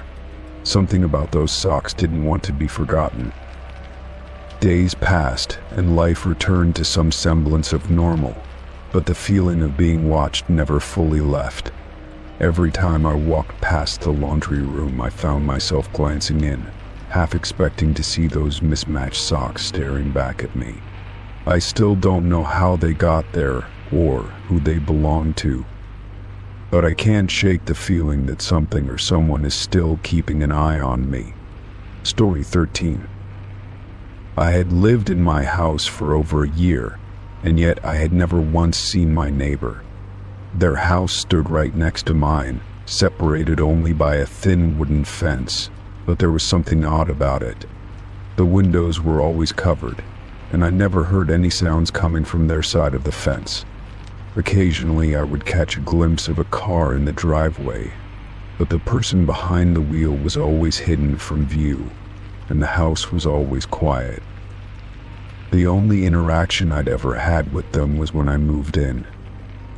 A handwritten note had been slipped under my door welcoming me to the neighborhood, but the signature was barely legible, just a scribbled S. That was it. No name, no phone number, nothing more than a few polite words about keeping the noise down and a brief mention of the weather. It was strange, but I didn't think much of it at the time. But something changed one afternoon when I was working from home. I was sitting in my living room, typing away at my laptop, when a loud crash startled me. It came from next door. The kind of noise that made me jump out of my seat. It sounded like something heavy had fallen, maybe a bookshelf or a piece of furniture had tipped over. My heart raced as I stood frozen, waiting for a second noise to follow, but it never came. Just silence. Worried, I decided to check on them. I had never seen my neighbor, but something about the sudden noise didn't sit right with me. It was unusual for the house to be so quiet, especially after such a loud crash. I grabbed my phone just in case and walked to the front door. I knocked twice, but there was no answer. A part of me hesitated, but the silence was too unsettling. I didn't hear anything inside, no footsteps, no muffled voices, nothing. I figured it couldn't hurt to check in person, so I cautiously walked around the side of the house and knocked on the door again.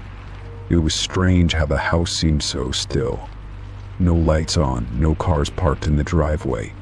I felt like I was intruding, but the loud crash and the absence of sound made me uneasy. I didn't know what to expect, but there was no response. The door, however, was slightly ajar. My first instinct was to call the police or at least someone else for help, but curiosity got the better of me. I gently pushed the door open, wincing as the hinges creaked. My eyes immediately searched the space in front of me.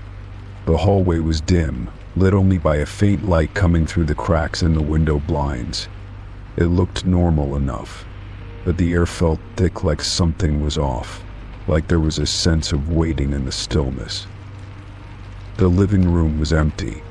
No furniture had been knocked over, and there were no signs of any chaos or damage. In fact, the house looked pristine. I stepped in cautiously, my footsteps muffled against the carpet. I walked slowly, glancing around at the tidy surroundings. The walls were decorated with framed pictures, none of which seemed personal. They were just generic landscapes or abstract art, nothing that told me anything about the person who lived there. I checked each room, feeling increasingly out of place. The kitchen was spotless, with neatly organized counters. The bathroom, though small, had fresh towels hanging neatly on the rack. There was no sign of anyone living there, no signs of life. No mess, nothing that would suggest someone had been living in this house for any length of time. It was as if the space was designed to look lived in but never actually used. Then I came to the back bedroom. The door was slightly open, and I hesitated for a moment before stepping inside. It was small, with a single bed in the center of the room. The blankets were perfectly folded, and there were no personal items scattered around. No clothing in the drawers, no photographs on the nightstand. It looked like a hotel room, empty and devoid of any traces of a person's life. At this point, I was starting to feel like I was walking through a ghost house, a place frozen in time. It was unnerving, to say the least. I turned around, prepared to leave, but then my eyes landed on a small table by the window. There was something strange about it, a notebook, half hidden beneath a stack of plain papers. My curiosity piqued. I reached over to grab it, and as I opened it, I noticed something odd. The pages were filled with nothing but lists. long lists of names, dates, and what appeared to be notes about people's movements. Some of the names seemed familiar, neighbors, acquaintances from town, and even some of my own friends. The notes, however, were cryptic. Words like "seen at the park today" or "left the house at 3 p.m., almost like someone had been tracking people's every move. Suddenly, the quietness of the house felt even more unsettling. It was as if I had stumbled into something I wasn't supposed to see. My pulse quickened, and I set the notebook back down as quickly as I could. The urge to leave grew stronger, and I turned on my heel, making my way toward the door. Just as I was about to step out of the house, I heard the faintest sound behind me. A floorboard creaked. I froze, my blood running cold. I spun around, but the house was still empty. No one had entered or left. I was alone, but I couldn't shake the feeling that someone had been watching me, waiting for me to discover the secret that this house held. I left the door slightly ajar as I quickly made my way back to my own home. I didn't know what I had just witnessed, but I felt like I had uncovered something dark and hidden. From that day on, I couldn't shake the feeling that my neighbor was always nearby, just out of sight, watching, waiting. They were still there, even though they were never really there, and I would never find out what happened to them, or why they had stopped living in that house. Story 14.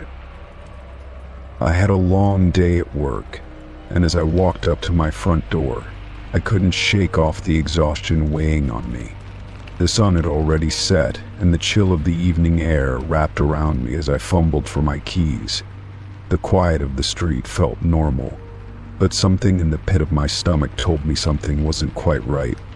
I pushed the door open and stepped inside, the familiar scent of my apartment filling my nose. As I closed the door behind me, I immediately noticed something strange. The couch, which had always been positioned against the far wall, was now across the room, facing the opposite direction. The change was so abrupt, so out of place, that for a moment I thought I was imagining it. I stood there in the doorway, my keys still in my hand, just staring at the scene before me. I stepped further into the room, my heart beating faster. Nothing else in the apartment appeared disturbed.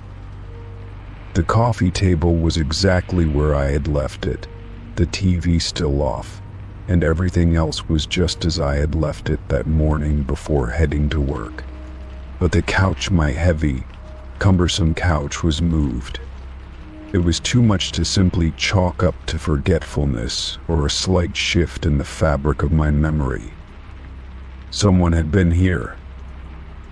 Now, I scanned the room again, looking for any sign of forced entry. The windows were still locked, and the door, aside from the slight movement of the handle when I opened it, was secure. I walked to the couch, my fingers brushing the fabric. It didn't feel like it had been touched recently. The cushions were settled in their usual spots, not disturbed or rumpled in a way that would suggest someone had sat down or moved things around. Still, the couch had been moved. I glanced around the room, trying to make sense of it. How could the couch have been moved if I had locked up and left this morning? Was there some kind of logical explanation? I checked the other rooms in my apartment. Everything else was as it should be. My kitchen, bathroom, and bedroom all appeared untouched. But the sight of the couch, placed so deliberately in a new spot, kept my mind racing. A creeping sense of unease began to settle in. I walked over to the windows, pulling back the curtains and peering outside. Nothing, just the usual quiet street. I stepped back, the faint hum of the refrigerator the only sound in the apartment. It felt too quiet, too still. I could feel my pulse quickening, my thoughts spinning. I wasn't imagining it. The couch had definitely been moved. But why? I returned to the living room, feeling a strange pull toward the couch. As I sat down on it, I instinctively reached for the remote to turn on the TV, but even that felt wrong. The way the couch was positioned, facing the opposite direction, left the television at an awkward angle. I should have noticed it sooner. It wasn't just the couch, it was the feeling in the air, the oppressive silence that seemed to have settled in. I checked the time on my phone and realized that I was running late for a dinner meeting I had been looking forward to. I didn't want to let the strange occurrence distract me, but the thought of the couch being moved gnawed at the back of my mind. I grabbed my jacket and keys, hoping the strange feeling would fade with time. The entire drive to the restaurant, I couldn't shake the unease. The feeling followed me, clinging to the back of my thoughts like a shadow. Was I losing my mind? Had I imagined the whole thing? I had locked up my apartment myself before leaving, and I knew for sure that the couch had been in its usual place. Yet here I was, feeling like I had walked into a parallel version of my apartment. The dinner meeting itself was a blur. I tried to focus on the conversation, but my mind kept wandering back to the apartment. I kept thinking about the couch, trying to rationalize it, to convince myself that it had simply been a trick of the mind. But I knew better. There was no logical explanation for it. When I returned home late that evening, I hesitated at the door. The silence was heavier now, like something was waiting for me on the other side. My hand trembled slightly as I unlocked the door, stepping into the darkened apartment. The moment I stepped inside, the familiar feeling of wrongness hit me again. The apartment was still, too still, as if everything had been frozen in time. I made my way toward the living room, my heart racing with each step, and then I saw the couch had moved again. The couch was no longer facing the opposite wall like it had earlier that evening. It was now pushed against the wall again, exactly where I had originally placed it. I stood in the doorway of the living room, frozen in place, unable to comprehend what was happening. I had seen it with my own eyes earlier. The couch had been moved, but now it was back to normal. I crossed the room, slowly at first, and knelt down next to the couch. It felt as if the entire room was holding its breath, waiting for something to happen. I could feel my pulse thudding in my chest as I reached out to touch the fabric. It was still cool to the touch, but there was something different about it, something that wasn't quite right. I stood up and backed away from the couch, my head spinning with questions. How could this be happening? Who or what was responsible for this strange phenomenon? My first instinct was to call someone, but who would believe me? Who would understand that I had come home to find my furniture moved without explanation? I locked the door behind me, unsure of what to do next. The thought of going back to the apartment, to that place where the couch had moved of its own accord, made my stomach churn. I didn't know what was real anymore. As the days passed, I tried to go on with my life, but the strange occurrences in my apartment kept haunting me. I checked the couch every time I came home, but no more furniture was moved. It was as though it had never happened. But deep down, I knew something had changed. Something had shifted in the fabric of reality, and I was left to wonder what it all meant. Story 15. It was an ordinary morning when I checked my mailbox, expecting the usual bills and junk mail.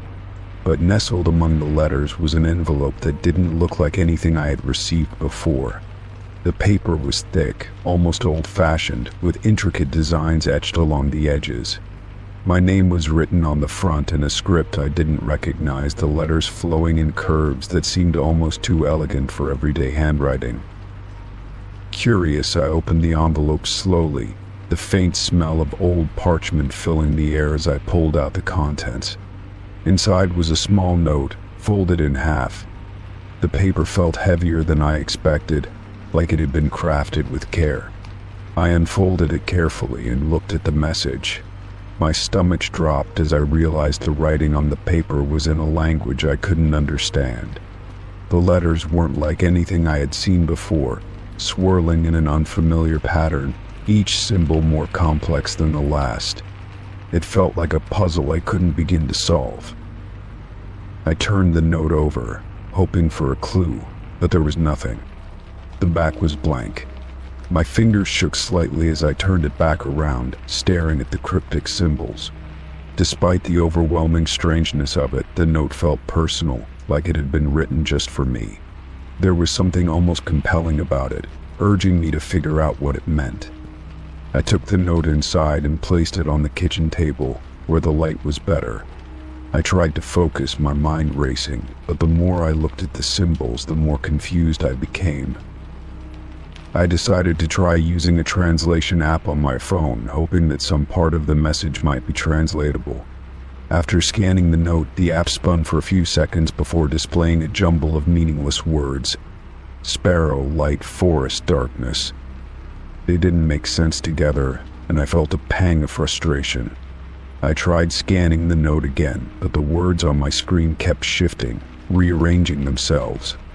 The letters seemed to dance before my eyes, never forming any coherent message.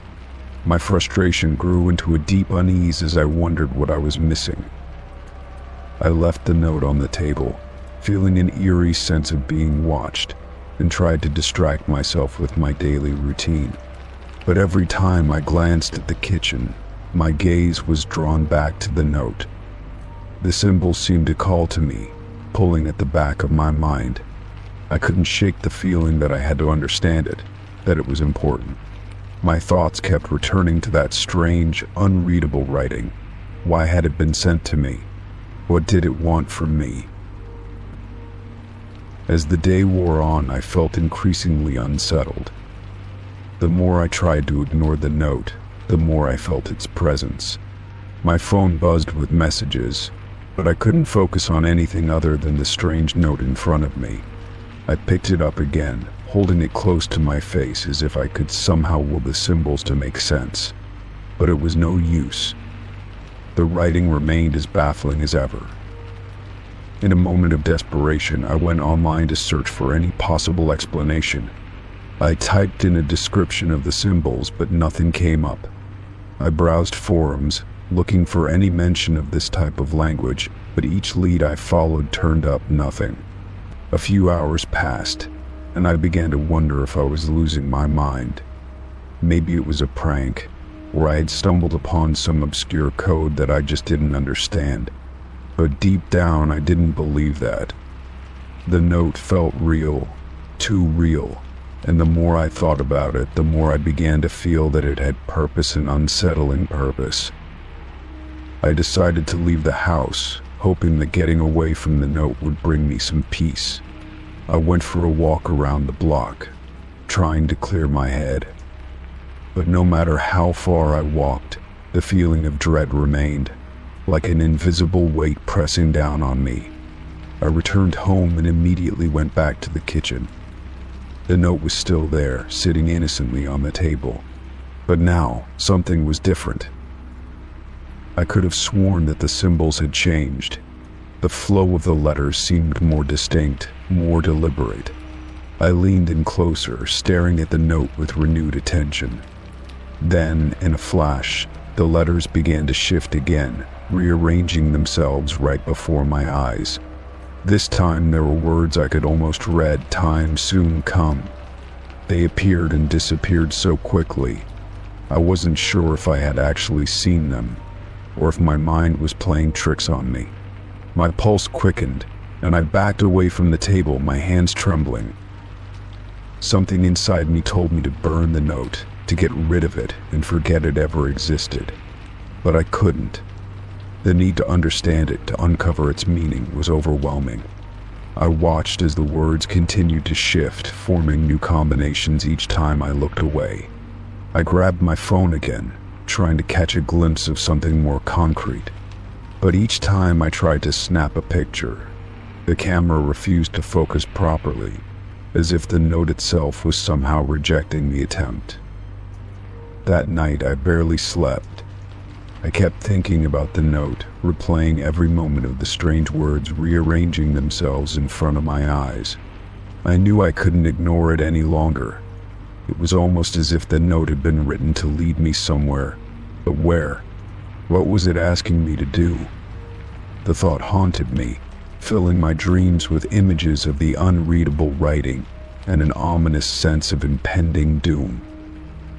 The next day, I decided to try something different. I took the note to a local antique shop, hoping to find someone who might recognize the language or have some insight into its meaning. The owner, an elderly man with a long white beard, studied the paper for a long time. He didn't say a word as he traced his finger over the symbols. Finally, he looked up at me with wide, startled eyes. "I've seen this before," he said quietly, "but not for a long time." My heart raced as I leaned in closer. "What does it mean?" I asked, my voice barely above a whisper. The old man shook his head. "I can't tell you. Not yet." He paused, his gaze shifting nervously around the shop. "Be careful. This isn't something you can just forget." I left the shop with a feeling of dread that clung to me like a heavy fog. The note had already started changing again, but now I realized something. It wasn't just the letters that moved. Something was waiting for me, something I had yet to understand.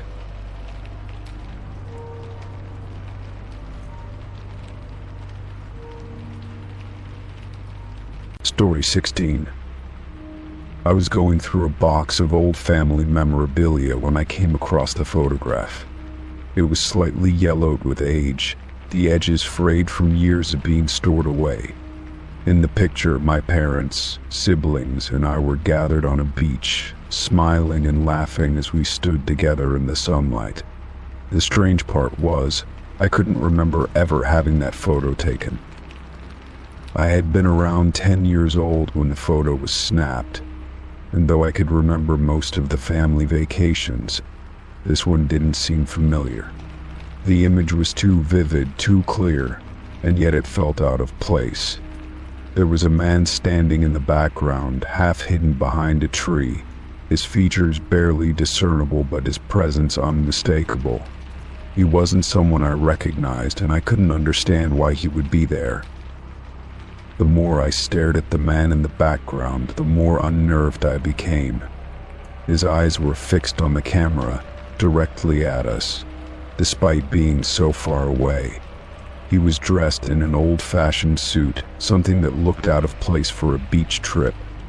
His expression was odd, almost like a smirk, like he knew something we didn't. But I couldn't explain why I felt so uncomfortable looking at him.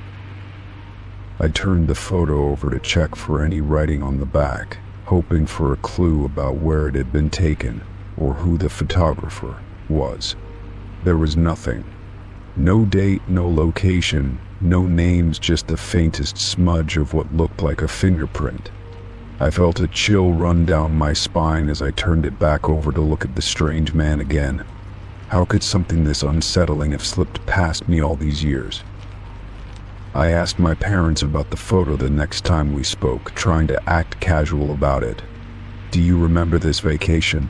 I asked, showing them the picture. My mom smiled softly. "Oh, that was a long time ago. We went to the beach in Cape Cod, I think. We had a great time, didn't we?" She went on to recount the trip, but nothing about the strange man in the background. My father, who had always been the most detail-oriented, glanced at the photo and furrowed his brow. "That's odd," he said. "I don't remember anyone else being there." "Who took the picture?" he asked. "I don't know," I replied. I thought maybe it was one of the other families who were vacationing nearby, but I trailed off, unable to shake the feeling that something wasn't right. A week later, I found myself thinking about the photo again, unable to let it go. I pulled it out of the box one more time and stared at the man in the background. There was something about his face that looked familiar. I couldn't place it, but the feeling that I had seen him before lingered in my mind. His eyes were the key, I realized. They were too familiar, too knowing. I went back to the house where we had lived during that vacation, now a memory from years ago. I tried to recall every detail of that summer, every visit to the beach, the sand between my toes, the laughter of my family. But none of it matched up with the photo. The house had long since been sold, and I wasn't sure who lived there now. Determined to get some answers, I called up my childhood friend, someone who had been with me on that trip. I asked her about the vacation, about the photo, and whether she remembered anything unusual. She didn't hesitate when she said, "Oh, I remember that trip. But that man, he wasn't supposed to be there. We all noticed him, but no one talked about it." My heart skipped a beat. "What do you mean? Who was he?" I pressed. She hesitated before responding. "I don't know. We thought he was just some random guy who happened to be at the beach, but he was staring at us the whole time. It was creepy. I thought you'd forgotten about him." I couldn't believe what I was hearing. I had no recollection of this man being there, yet my friend seemed so sure. "Why didn't you tell me about this before?" I asked, feeling a wave of confusion. She sighed. "We just didn't talk about it.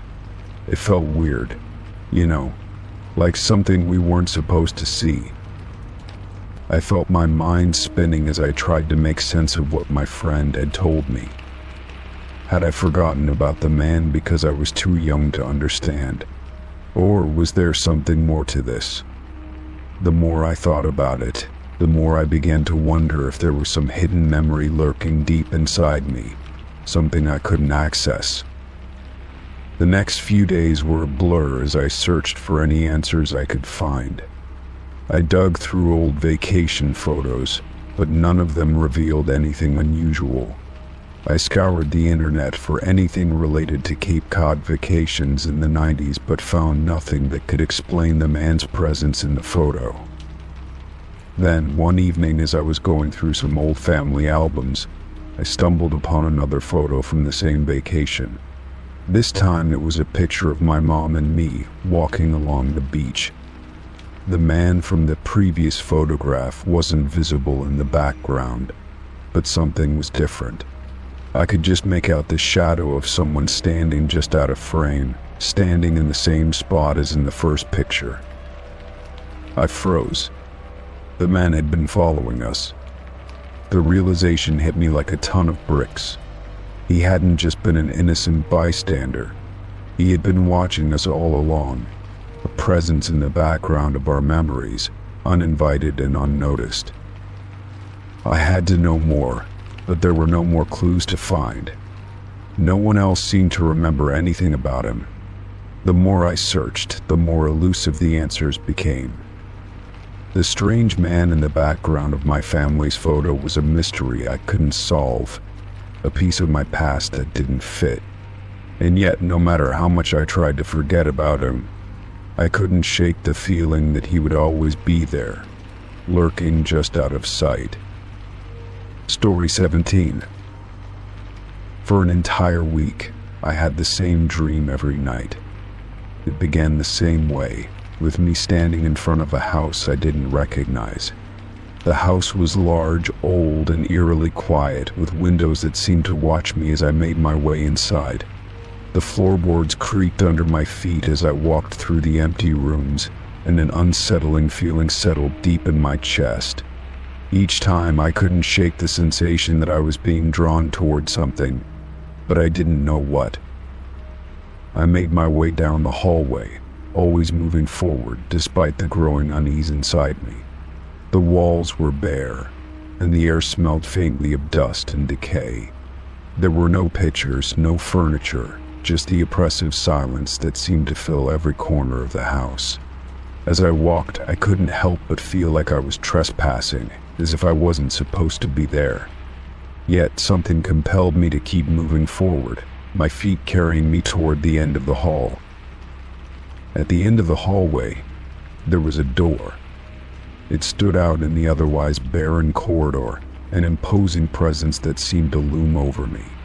The door was made of dark wood, old and weathered, with a tarnished brass doorknob. It looked out of place, as if it didn't belong in the empty house at all.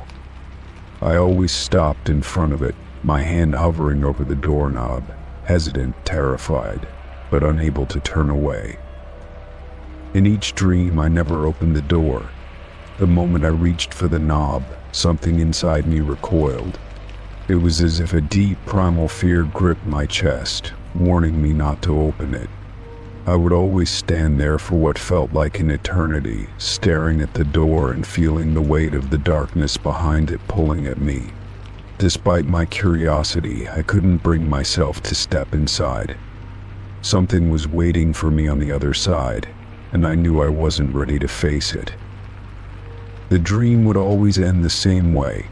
I'd stand in front of the door, paralyzed by fear, unable to do anything but stand still. The hallway would stretch on, the silence growing louder, until I'd wake up in my bed, drenched in sweat and heart pounding. The relief of waking up would be temporary, but the unease lingered. I couldn't shake the feeling that the door held something important, something I needed to confront, but I couldn't even bring myself to open it in the dream. On the 8th night, I decided that I would finally open the door. I couldn't keep running from whatever it was that had been haunting me in my dreams. As I fell asleep, I braced myself for the familiar walk through the empty house.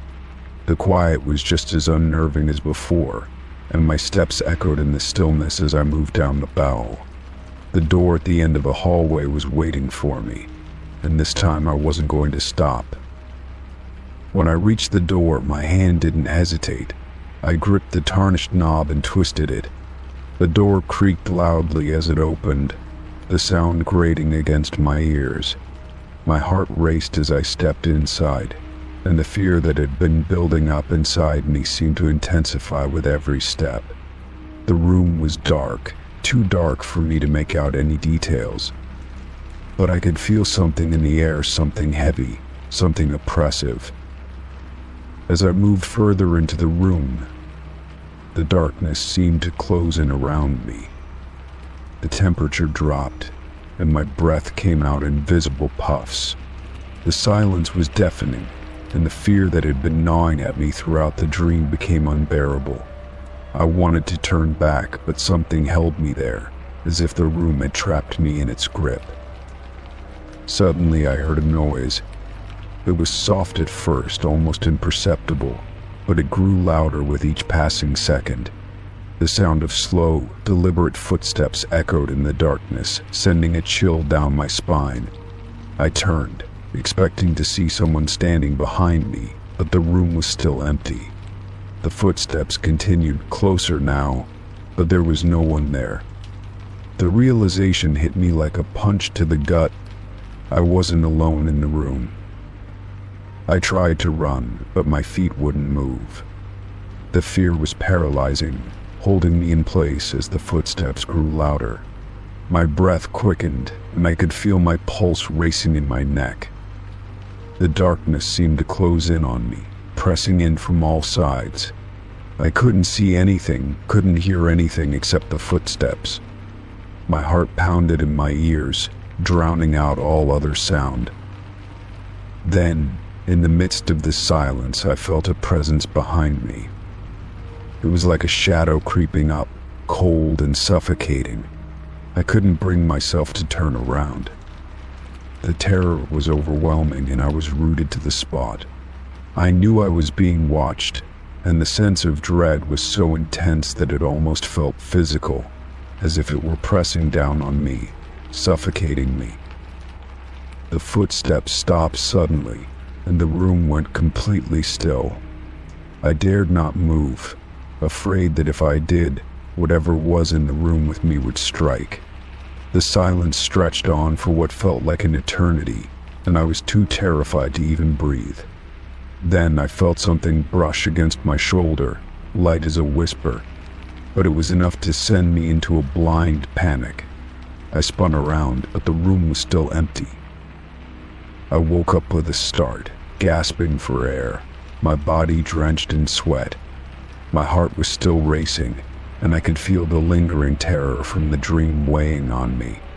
I sat up in bed, trying to calm myself, but the images of the dark room and the footsteps haunted me. I had opened the door, but I hadn't seen what was on the other side, and now I wasn't sure I ever wanted to know. The fear that had consumed me in the dream was still fresh, and it felt like the nightmare wasn't truly over yet. I didn't sleep well that night, and in the days that followed, I found myself avoiding sleep altogether. I couldn't shake the feeling that the door in my dream wasn't just a figment of my imagination. It was something real, something waiting for me. And no matter how hard I tried to forget, I knew I would never be able to escape it. Story 18. It was a quiet evening when I first noticed something strange. I had just finished dinner and was sitting on the couch, scrolling through my phone, the soft glow of the screen lighting up the room. The night was peaceful, too peaceful, almost as if the usual sounds of the neighborhood had faded into an eerie silence. As I looked up, I caught a glimpse of something unusual in the corner of my vision, a dark figure standing outside my window, just beyond the curtain. At first, I thought it was a trick of the light, a shadow cast by a tree or something else in the yard. But as I focused, the figure remained there, unmoving. My heart skipped a beat as I leaned closer, squinting through the glass. The figure was tall, cloaked in darkness, and I could see no details except for the vague outline of its form. The air around me seemed to grow colder, the silence deepening. I hesitated for a moment, my mind racing to explain what I was seeing. It was too late for anyone to be walking around outside. The street was empty, and the only light in my yard came from the dim street lamp at the corner. I forced myself to look away, telling myself it was just my imagination playing tricks. But as soon as I looked back, the figure was closer. Panic surged through me. I couldn't make sense of it. The figure had moved, stepping just a few feet closer to the window. The distance between us seemed to shrink with every glance I stole. I held my breath, watching it carefully, wondering if it was just someone passing by. But the figure remained still, staring at me. It didn't move with the ease of someone walking. Instead, it was as though it had been waiting, just standing there, anticipating my every move. My pulse quickened, and I stood up, my legs shaky. I couldn't just sit there and do nothing. I grabbed my phone, intending to call the police, but as I did, I glanced back at the window once more. The figure had moved even closer, its outline clearer now, though still indistinct. I could feel my heart thudding in my chest, the fear clawing at me, but I couldn't bring myself to look away. I made my way to the window, trying to steady my breathing. I peered through the curtain, but it was impossible to make out any details about the person standing outside. The only thing I could see was the dark, looming shape, so close now that I could almost feel the presence of the person on the other side of the glass. A chill ran down my spine, and my instincts screamed at me to get away from the window. But I couldn't. My curiosity, mingled with a sense of dread, kept me rooted to the spot. I was afraid of what might happen next, but I knew I had to confront whatever it was. I pushed open the window with shaking hands, the cool night air hitting me in a rush. "Hey," I shouted, my voice cracking with fear. "What do you want?"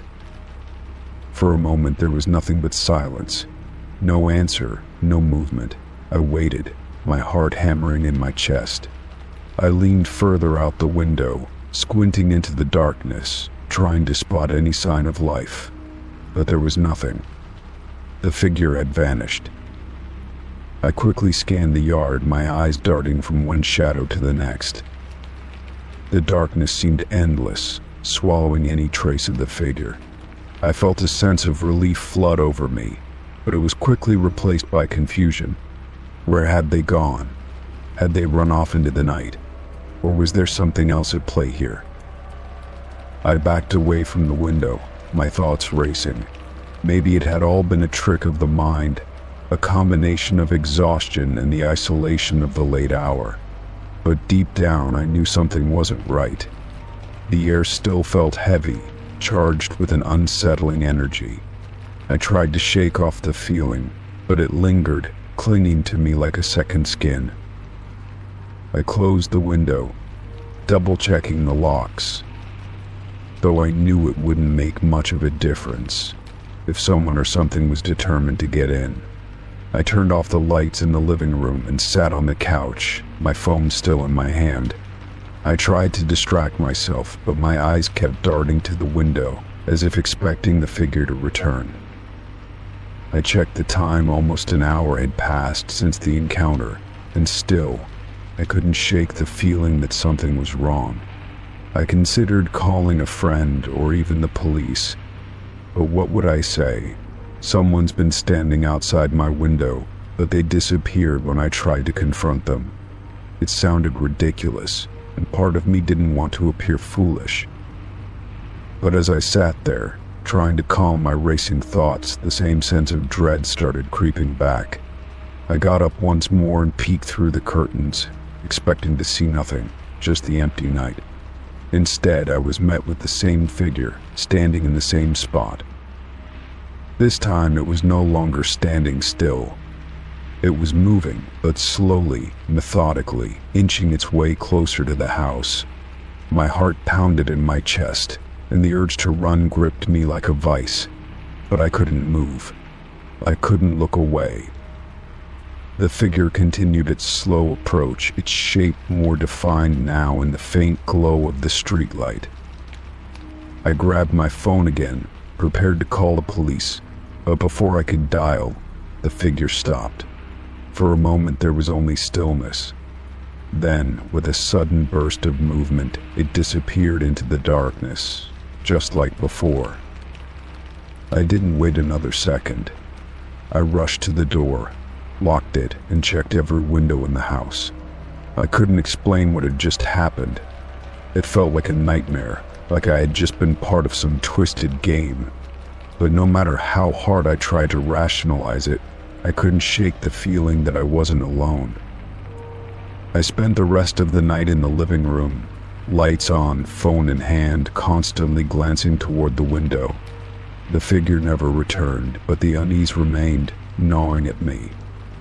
Every night after that, I couldn't help but feel like something or someone was watching. Story 19. I woke up to a quiet morning, the soft light of dawn filtering through my window.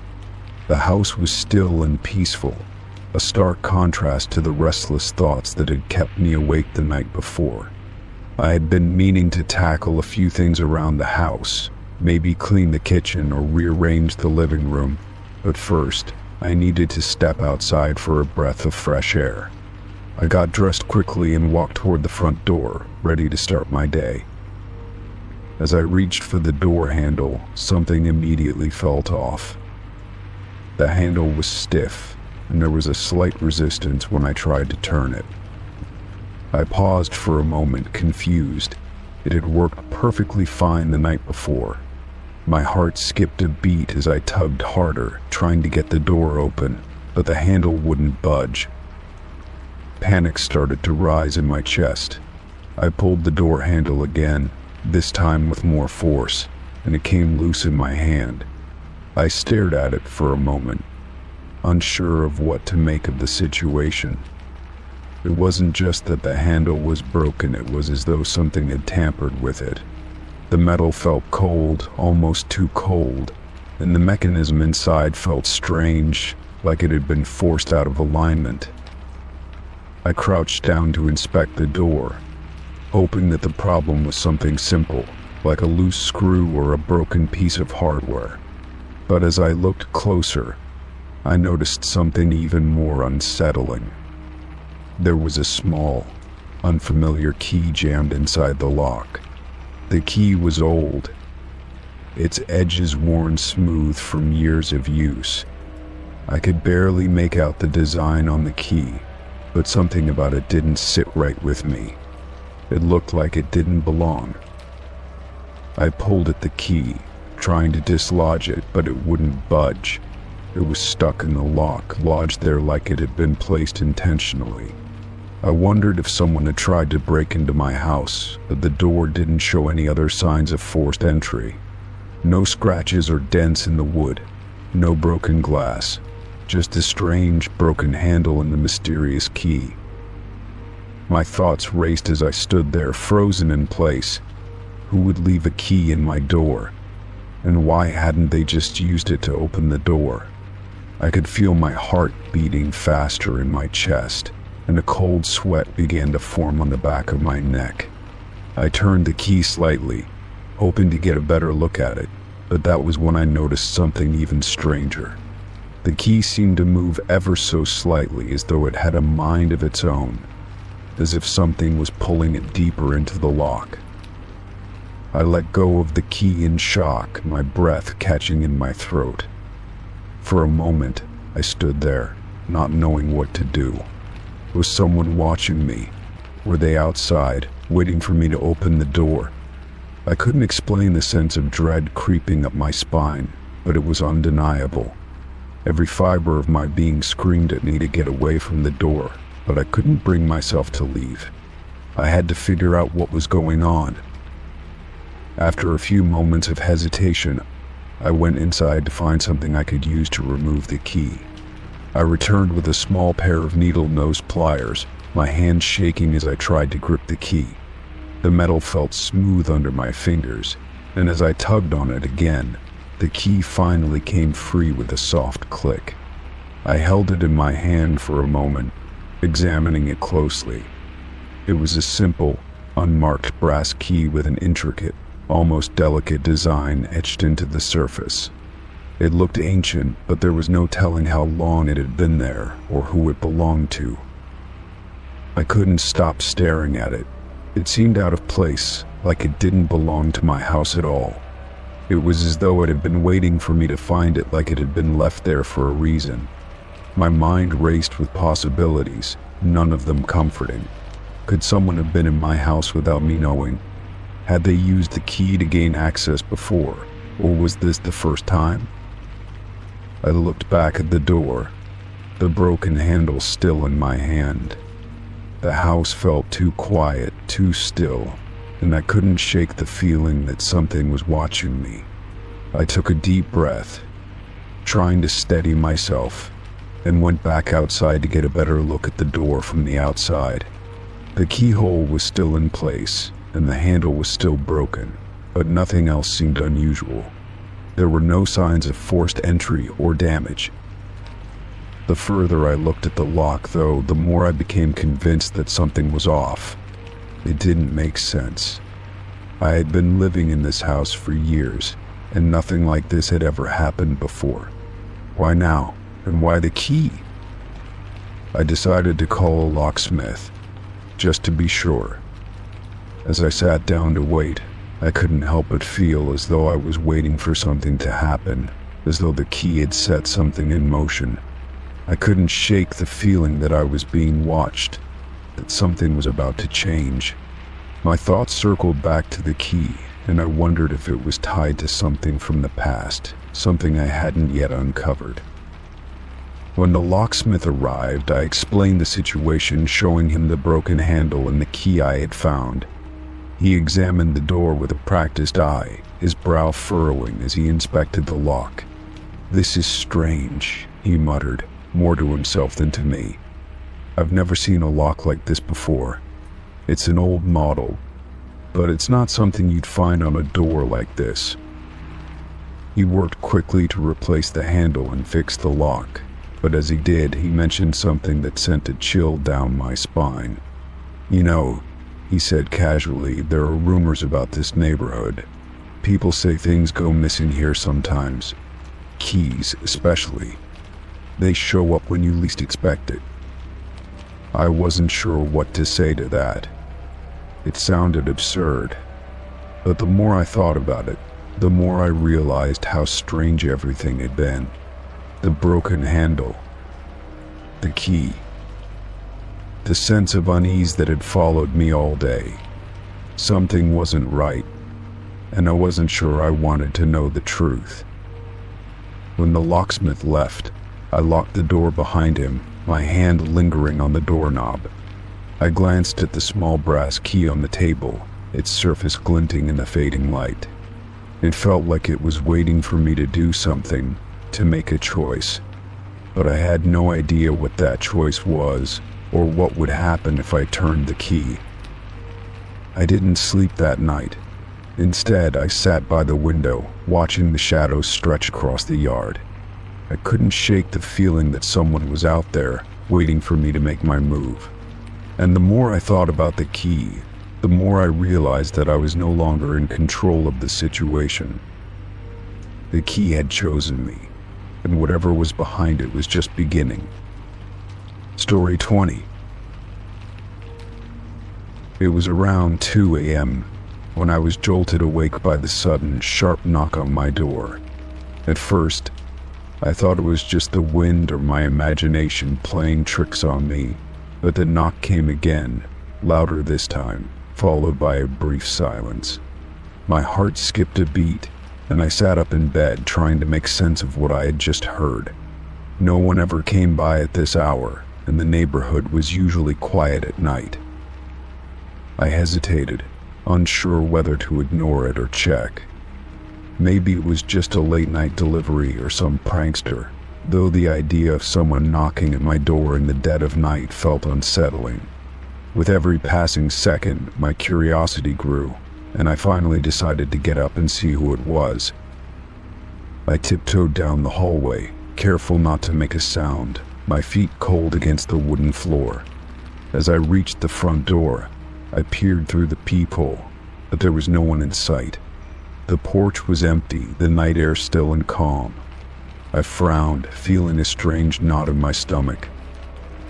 I opened the door cautiously, stepping out onto the porch to scan the area.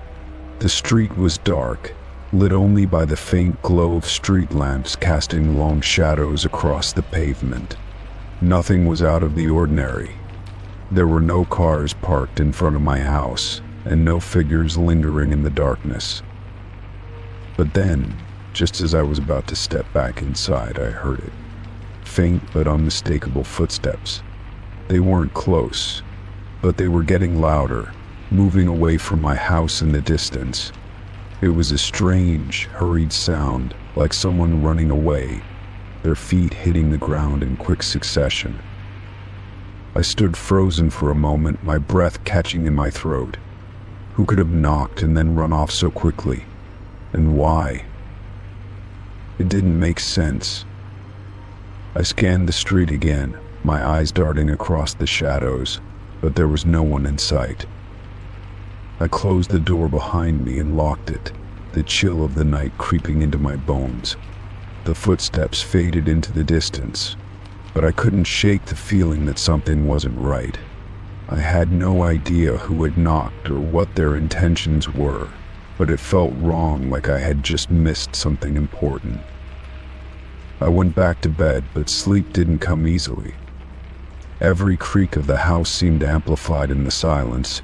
Every gust of wind outside felt like a whisper. I lay there for hours, staring at the ceiling, my mind racing with questions. What if the knock wasn't random? What if it was a warning or a sign? By morning, I convinced myself I had overreacted.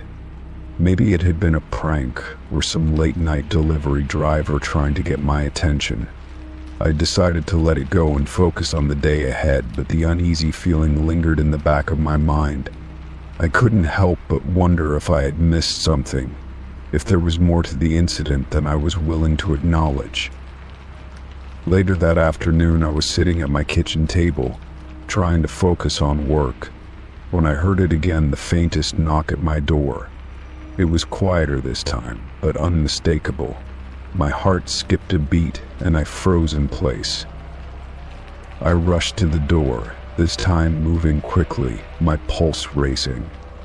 I looked through the peephole again, but there was still no one there. I hesitated for a moment before opening the door wide, stepping outside to look around. This time there was no sound of footsteps, no one running away in the distance. It was silent, too silent. The air felt thick, and I couldn't shake the sensation that I was being watched. I stepped back inside, locking the door once again. As the days passed, the knocks continued, each one occurring at random times throughout the night. They would always be followed by the sound of footsteps retreating into the distance, fading away as if the person, whoever they were, was deliberately trying to stay just out of sight. The pattern was unnerving, like someone was deliberately trying to torment me, to make me feel isolated and on edge. I told a few friends about it, but they all brushed it off as nothing more than a coincidence or my imagination playing tricks on me. Maybe it's kids messing around, one of them suggested. Or maybe it's some kind of random knock from someone who got the wrong house. But I knew better. There was something about the way it felt, the tension, the fear that crept in after every knock that made me feel like I wasn't dealing with a simple prank. There was something deliberate in the way the footsteps always followed, always retreating into the night. One night, I decided I wouldn't let it happen again. I would wait by the door, hidden in the shadows, to see if I could catch the person who was tormenting me. I spent the entire evening watching, my heart pounding in anticipation. The clock ticked past midnight, and I began to feel the weight of the silence pressing in on me. Then, just as I thought I would give up, the knock came, soft at first, then louder. I held my breath, waiting, listening for the footsteps to follow. They did, growing louder and louder, until I could hear the person running away, just like the others. I opened the door with a quick motion, determined to catch them this time. But again, there was no one there. No figure, no sign of movement, just the same empty street. The footsteps had stopped as suddenly as they had started, and the night was still once again. But this time something was different. I glanced down and noticed a small object on the ground near the door stone, about the size of a golf ball. It was odd, out of place, and I didn't remember seeing it before. I bent down to pick it up, feeling a shiver run through me. It was smooth, cold to the touch, and when I turned it over, I saw something written on it. The words were faint, almost scratched into the surface, but I could make them out. "I'm coming for you." The blood drained from my face as I held the stone, staring at the message. Whoever had been knocking, whoever had been running away, had left me a sign that it wasn't over. The footsteps were just the beginning. I slammed the door shut and locked it, my mind racing with fear. I knew now that I wasn't just being pranked. I was being hunted. D. Story 21. It was a quiet Saturday afternoon, the kind of day when time seems to stretch and everything moves in a lazy, almost dreamlike rhythm. I was sitting on my porch, enjoying the warm sun on my skin, sipping a cup of coffee, and watching the world go by. The street was as calm as ever, with only the occasional car passing by and the distant sound of children playing. Nothing unusual, nothing out of place. That is, until I saw him. He was walking down the street, just a few houses away, and at first I didn't think much of it. But as he got closer, something strange hit me, a sudden sense of recognition. He looked exactly like someone I used to know, someone I hadn't seen in years. My heart skipped a beat as I leaned forward, trying to make sense of the situation. The man's features were so familiar, it almost felt like he had stepped out of the past and into the present.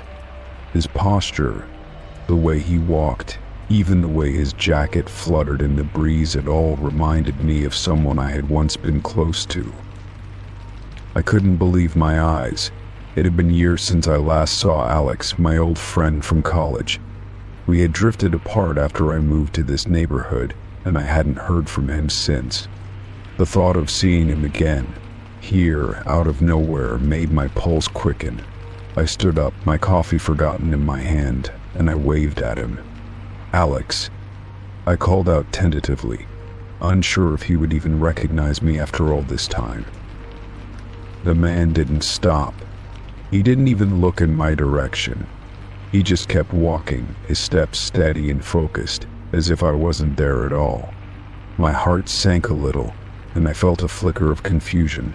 Why didn't he respond? Maybe he hadn't heard me, or perhaps he hadn't noticed me waving. But then the oddest thing happened. As I watched him continue down the street, a shiver ran down my spine. I realized he was walking with the same casual stride, yet there was something off about him, something that didn't sit right in the pit of my stomach.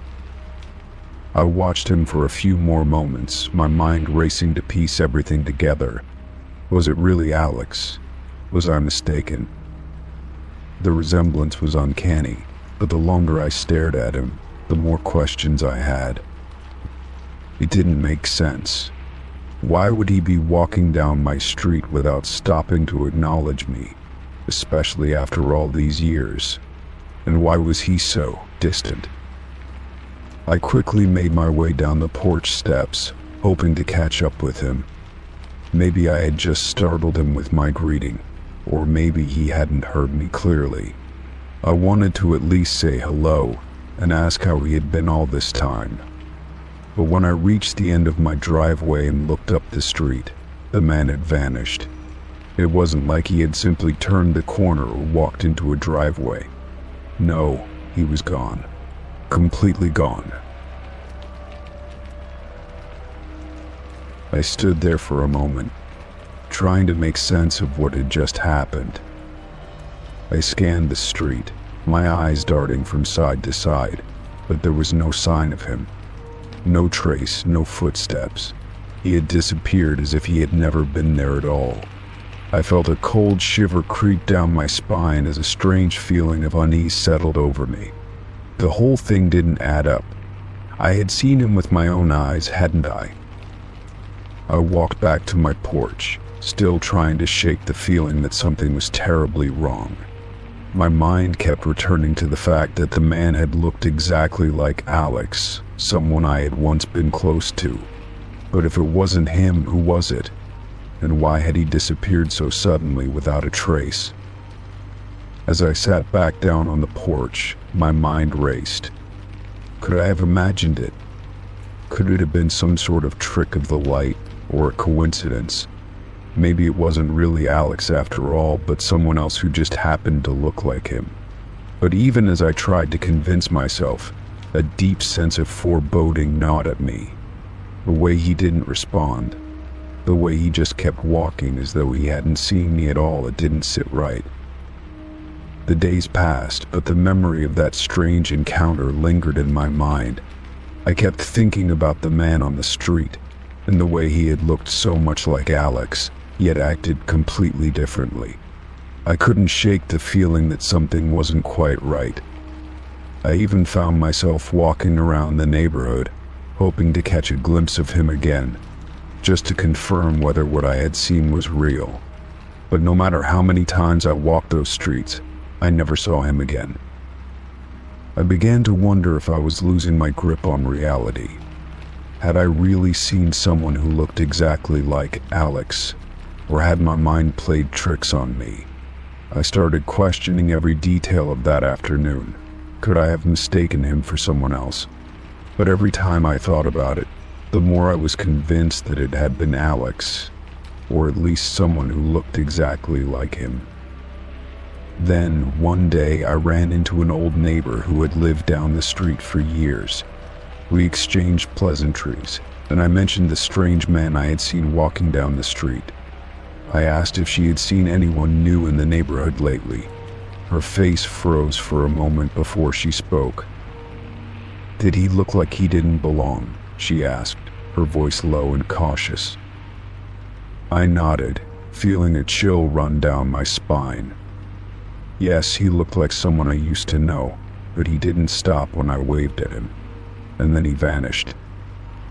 She took a deep breath, her eyes flicking nervously down the street. "You're not the first person to mention seeing him," she said quietly.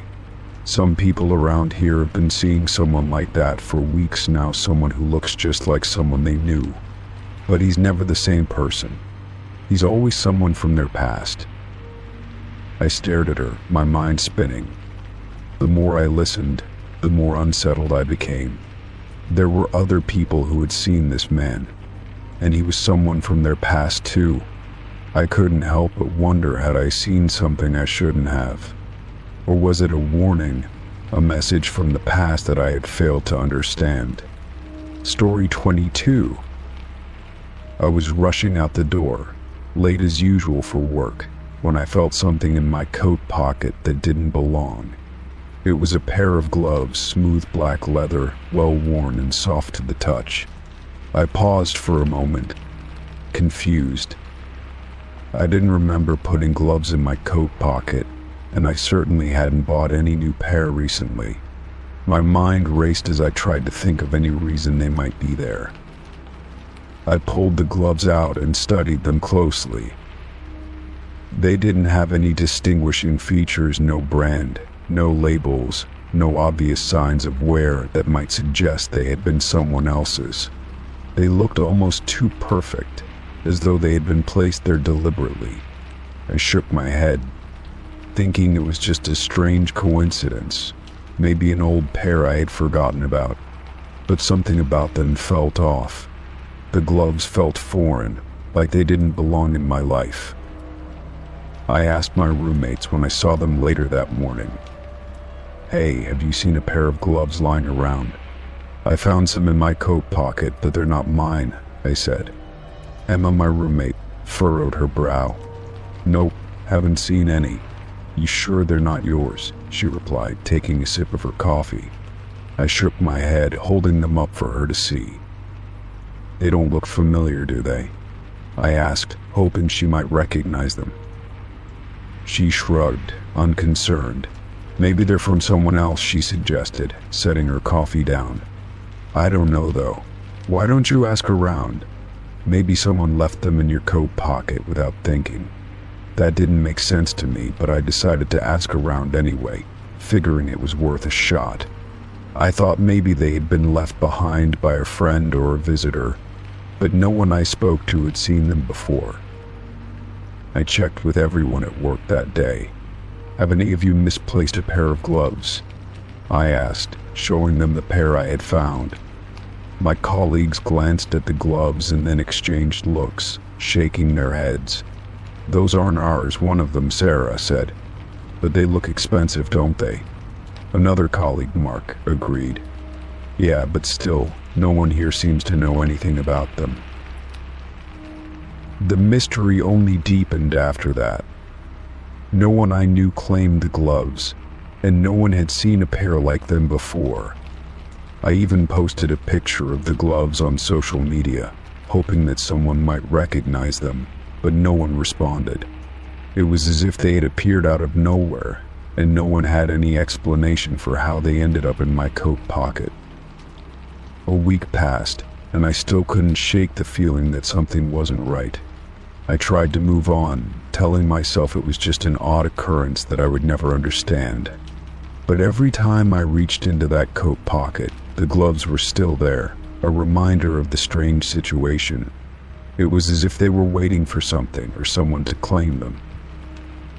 One evening, I decided to wear the gloves to work, thinking it might help me feel less unsettled. The cold air outside had begun to bite, and I figured I might as well make use of them. As I slid my hands into the gloves, they fit perfectly, as if they were made just for me. The sensation was uncanny, as though they had molded to the shape of my hands, and I couldn't help but feel like I had worn them before. I shook off the strange feeling, thinking it was just my imagination. As the days wore on, I started to notice subtle things about the gloves. The more I wore them, the more I felt like something was watching me, like someone who was just out of sight, waiting for me to figure it out. I could feel their presence when I wore the gloves, like a constant pressure on my mind. It was almost like the gloves were alive, aware of me, and I couldn't escape the sensation that they were trying to tell me something. I wasn't sure what, but it left me with an unsettling feeling that I couldn't shake. One day I was walking home from work when I felt the unmistakable sensation of someone following me. I quickened my pace, glancing over my shoulder, but no one was there. I could still feel their eyes on me, though, and the eerie feeling of being watched never left. When I arrived home, I immediately took off the gloves and tossed them onto the couch. The weight of them seemed to lift from my shoulders the moment I let go, but the sense of unease lingered. That night, I dreamed of the gloves. In the dream, I was standing in a foggy, dimly lit street. The gloves were in my hands, but no matter how hard I tried to look at them, they kept slipping away, just out of sight. I felt a strange, almost magnetic pull towards them, but whenever I reached out to touch them, they moved further away.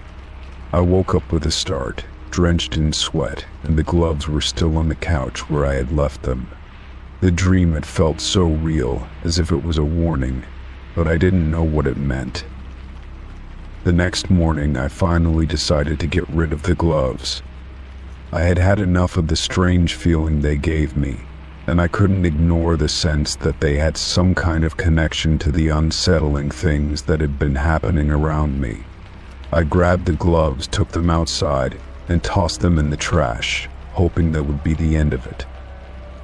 But that evening, when I returned home, I found the gloves again, sitting on the table in the living room. My heart skipped a beat, and I felt a cold chill creep up my spine.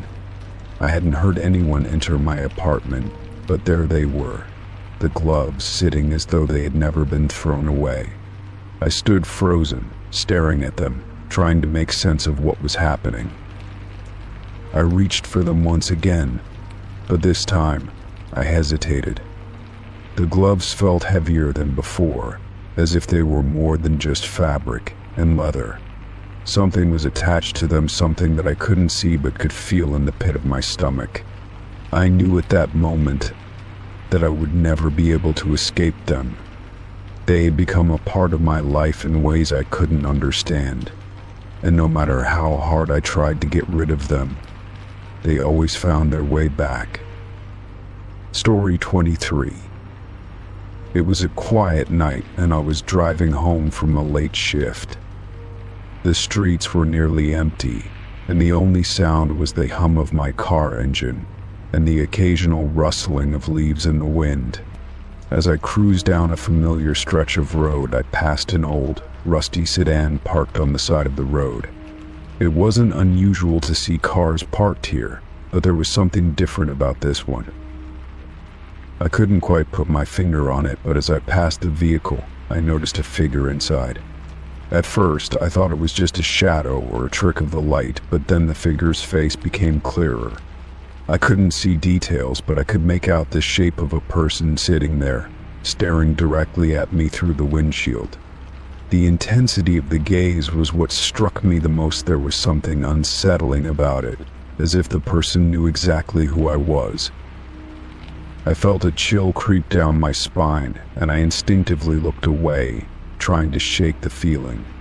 I didn't know why, but I felt like I needed to hurry up and get home, to put some distance between myself and whatever it was that I had just seen. The thought of that figure still staring at me haunted me, but I tried to rationalize it. Maybe it was someone waiting for someone else, or maybe it was just my imagination playing tricks on me after a long shift. I didn't think much of it until I reached the next intersection and glanced in my rearview mirror. That's when the strange feeling hit me again. The car that had been parked was now gone. I couldn't remember hearing any sound of the car starting, and when I looked, there was no sign of the sedan anywhere behind me. It wasn't possible for it to have moved that quickly, and yet it had vanished. I pulled over to the side of the road, my heart pounding in my chest. I stared down the empty stretch of pavement where the car had once been parked. My mind raced, trying to make sense of what had just happened. It wasn't like the car had just driven off. It felt more like it had never been there at all. It didn't make sense. I knew what I had seen, and yet there was nothing now but an empty road. A cold sweat began to form on my forehead as I tried to calm myself. Maybe I had just imagined it. After all, I had been working all day and the late night drive hadn't helped with my exhaustion. But no matter how much I tried to rationalize it, something deep inside me told me that I had seen what I had seen. That figure, staring at me with such an eerie intensity, was not something my mind had made up. I decided to shake off the unease and continue my drive home. I couldn't let it get to me, not this late at night. I turned the key in the ignition and pulled back onto the road, determined to focus on the drive ahead.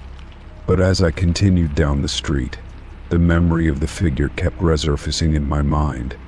What if it wasn't just my imagination? What if something else was going on, something I couldn't understand? I tried to focus on the familiar landmarks around me, trying to keep my mind off the unsettling encounter. But every time I looked at the rearview mirror, I couldn't help but check if the car was following me, if that same figure was staring at me from the darkness. Of course, the road was still empty, and nothing seemed out of the ordinary, but the feeling of being watched lingered. By the time I reached my neighborhood, I was practically shaking. I pulled into my driveway, turned off the car, and sat there for a moment, trying to calm my nerves. I glanced over at the empty street, half expecting to see that old sedan reappear out of nowhere, but there was nothing. The street was dark, quiet, and still. I told myself it was over, that it was just some weird coincidence, but I couldn't shake the feeling that something wasn't right. I stepped out of my car and walked to the front door, the hairs on the back of my neck still standing on end. As I fumbled for my keys, I heard the faintest noise behind me, like the soft crunch of gravel underfoot. I spun around quickly, expecting to see someone walking toward me. But once again, the street was empty. There was no sign of movement, no one around. I was alone. But the nagging feeling wouldn't leave. I couldn't understand what had happened, what I had seen. It was as if the encounter with the car, with the figure inside, had been nothing more than a fleeting moment, a trick of the mind. But it felt so real. The unsettling sensation that someone was still watching me lingered in the back of my mind as I stepped inside and locked the door behind me. I tried to put it out of my head, but that night I couldn't sleep. Every time I closed my eyes, I saw the face of the figure from the car, their eyes locked on me, piercing through the dark. I tossed and turned, my mind replaying the scene over and over. But no matter how hard I tried to rationalize it, the feeling remained. The figure was out there somewhere, and no matter how many times I looked behind me, I couldn't shake the feeling that they were still watching. The next day, I drove the same road to work, expecting to see the spot where the car had been parked the night before. But when I passed by, the area was empty, and everything looked normal. There was no sign of the sedan or the figure inside. I almost convinced myself it had all been a strange, unsettling dream. But deep down, I knew I had seen something that didn't make sense, something that would stay with me. The memory of that figure in the car, staring at me through the darkness, would never leave. Story 24. I had been looking forward to a quiet dinner at my favorite restaurant. It was one of those small, cozy places that had a warm, inviting atmosphere. The kind of spot where you could sit by the window, enjoy your meal, and just unwind after a long day. I settled into my seat near the back of the restaurant, glancing over the menu, already knowing what I was going to order. It was my usual chicken parmesan, a simple, comforting dish. As I waited for my food to arrive, I couldn't help but notice a man sitting alone at a table across the room. At first, I thought nothing of it. He was dressed casually, wearing a plain jacket and dark jeans. He seemed like just another diner, like the others who often came here alone to grab a bite. But then I realized that he wasn't looking at the menu or the staff, he was looking at me. His gaze was intense, unwavering. I tried to ignore it, thinking it was probably just a coincidence. Maybe he was looking past me, or perhaps he was just lost in thought. But no, every time I looked up, his eyes were fixed on me, never straying.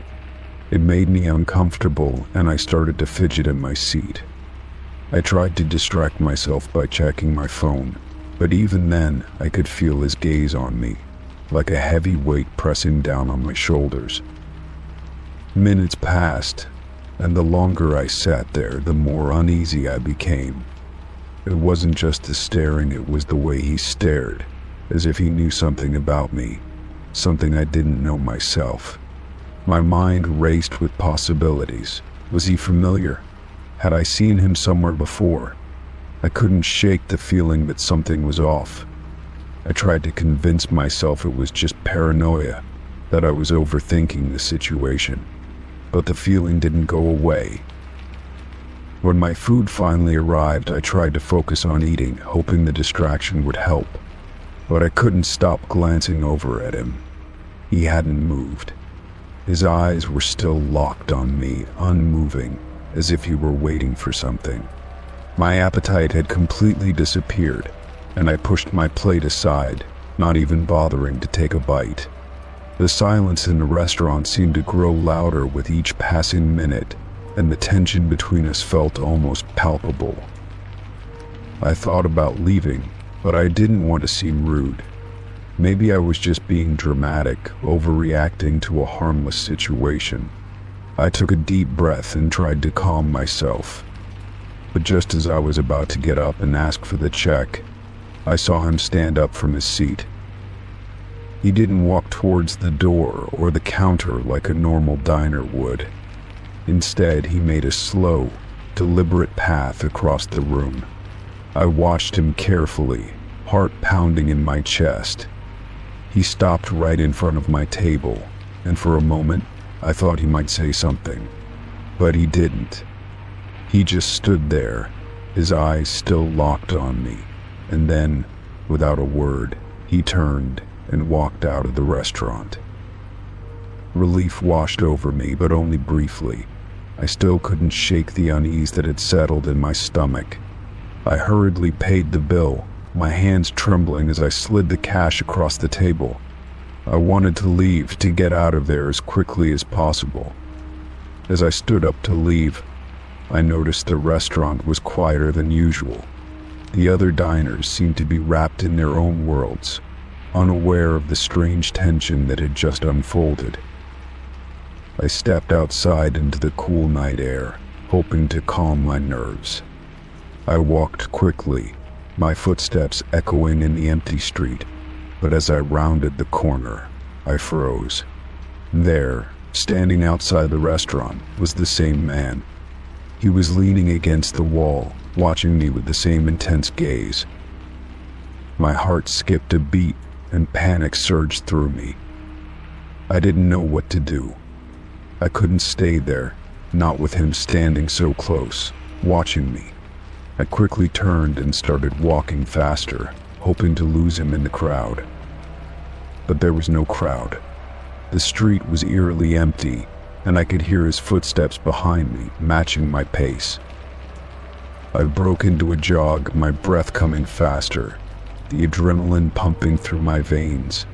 The man didn't speed up, but I could feel him getting closer, as if he were waiting for the right moment. My mind raced as I looked around for a place to hide or someone to help. But the street was still deserted, the dim lights from the nearby buildings casting long shadows that seemed to stretch endlessly. I reached the intersection and glanced over my shoulder. The man had stopped, but he was still watching me. There was no sign of him making any move to follow, but the unease in my chest didn't subside. I crossed the street quickly, my heart still pounding, and looked back once more. He was gone. I didn't see him anywhere. I didn't stop walking until I reached my apartment. My fingers fumbled with the keys, and I almost dropped them in my haste to get inside. Once the door clicked shut behind me, I leaned against it, taking deep breaths, trying to calm my racing heart. It wasn't until I was safely inside that I realized how badly I had been shaking.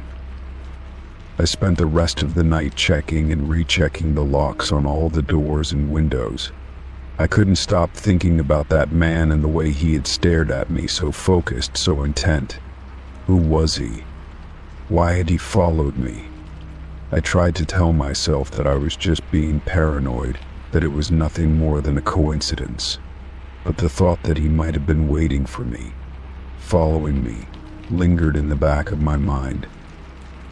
I never saw him again. Not once. It was as if he had disappeared into thin air. I tried to convince myself that it was just a strange, unsettling encounter, nothing more. But I couldn't shake the feeling that he had been waiting for something waiting for me. And that thought, that eerie sense of being watched, would stay with me for a long time. Story 25. It was a typical night when the knock came. The kind of night where the house was quiet, save for the occasional creak of the floorboards or the hum of the refrigerator. I was lying in bed, drifting between sleep and wakefulness, when I heard the unmistakable sound of knuckles hitting wood, followed by a brief silence. It was 3 a.m. I sat up, groggy and disoriented, unsure of whether I had imagined the sound. But then it came again, more urgent this time, louder than before. I rubbed my eyes and glanced at the clock. The red digits blinked back at me. 3:02 a.m. I had no idea who would be knocking at this hour, especially on a Tuesday night. Maybe it was a prank or someone in distress, but it felt off, the way the knocking persisted. It wasn't a casual knock, but something deliberate, forceful, almost as though the person on the other side had no intention of stopping until they were heard. With a nervous sigh, I swung my legs over the side of the bed and made my way to the front door. I didn't have a peephole, but I could see through the blinds on the window next to the door. I approached cautiously, my heart racing with each step. I pulled the blinds aside, peering through the narrow slats. The front porch was empty. There was no one there, no sign of movement. Confused, I stepped back from the window. I had clearly heard someone knocking, and yet there was no one outside.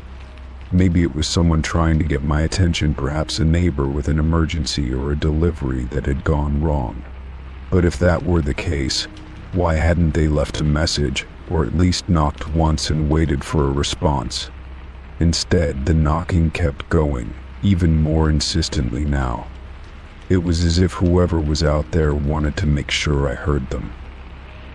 I stood frozen for a moment, listening intently as the knocking continued.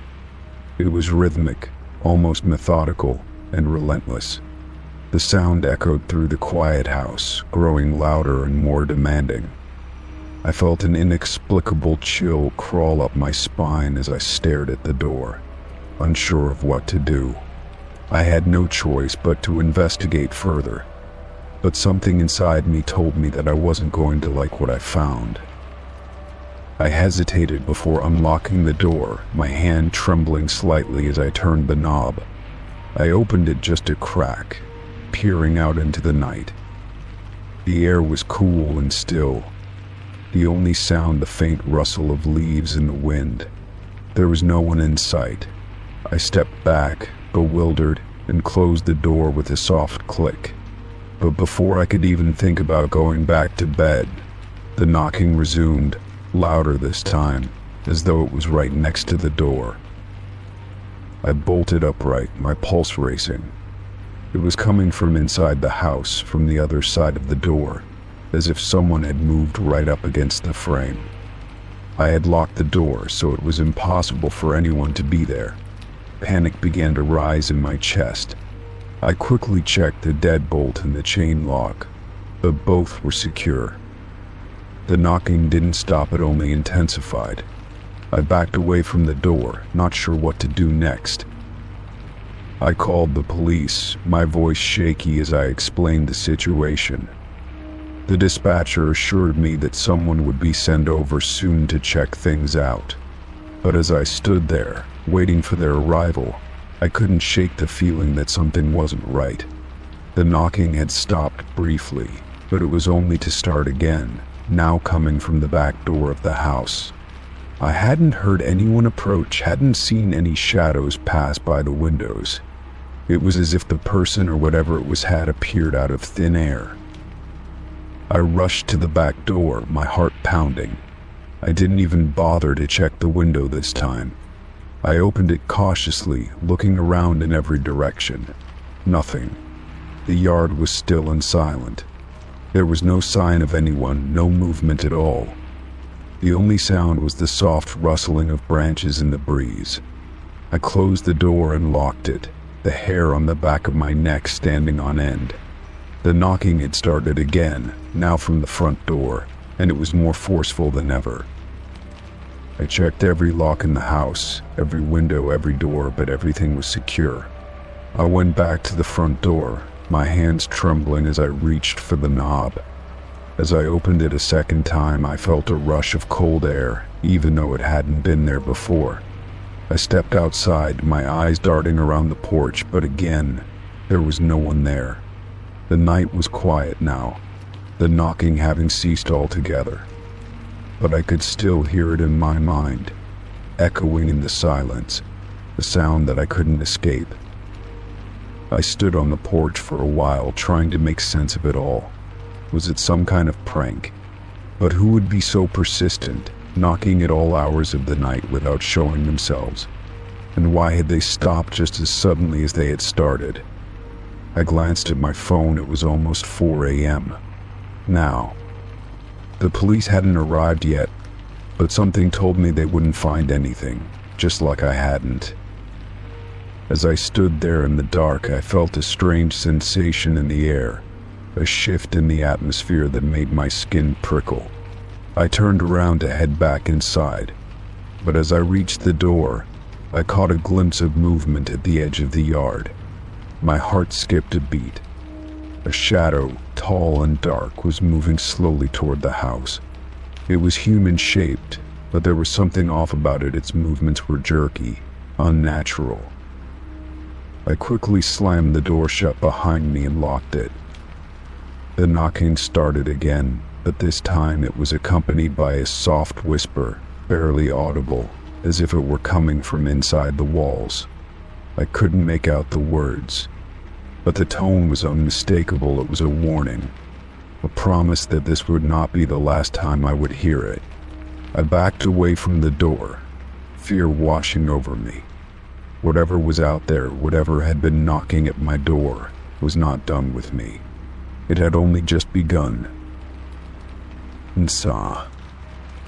Story 26. It started one night when I was lying in bed, trying to fall asleep. At first I thought it was just my imagination, the trick of the quiet apartment. But as the sound grew louder, I realized it was real, a faint scratching, like nails running across wood, coming from inside the walls. I sat up, listening closely, trying to pinpoint the source, but the noise stopped as soon as I turned my head. The next few nights, it happened again. Each time it started just as I was drifting off, a soft scraping sound echoing from behind the walls. It wasn't loud enough to be alarming, but it was consistent, and it kept me from falling into a deep sleep. I tried to ignore it, but the more I heard it, the more uneasy I felt. Finally, unable to bear it any longer, I called a plumber to inspect the apartment. I thought maybe there was a rodent or something trapped in the walls causing the scratching sounds. The plumber arrived a few days later, bringing his tools and a confident smile, but when he examined the walls he found nothing. He checked every possible entry point, every crack and crevice, but there were no signs of damage or intrusion. "It's all sealed up tight," the plumber said, his voice filled with confusion. "Nothing's getting in there." He scratched his head, looking around the apartment as if expecting to find something. "You're probably just hearing things." But I knew I wasn't. The scratching persisted night after night without explanation. I tried to distract myself, turning up the volume on my television, playing music, even using earplugs, but nothing worked. The sound was always there, just beneath the surface, a reminder that something was wrong. I began to dread the evenings when the noise would start again. I started avoiding certain parts of the apartment, especially the hallway that ran along the walls where the sound seemed to come from. It felt like the apartment itself was alive, like something was hidden within the walls watching me. One evening, while sitting in the living room, I heard the scratching again, this time much louder than before. I jumped up, heart racing, and rushed to the hallway.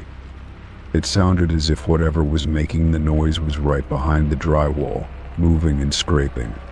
My pulse quickened as I pressed my ear against the wall, trying to figure out exactly where it was coming from. The sound grew frantic, more desperate, like something was trying to escape. My hand trembled as I pulled away from the wall, afraid of what might be on the other side.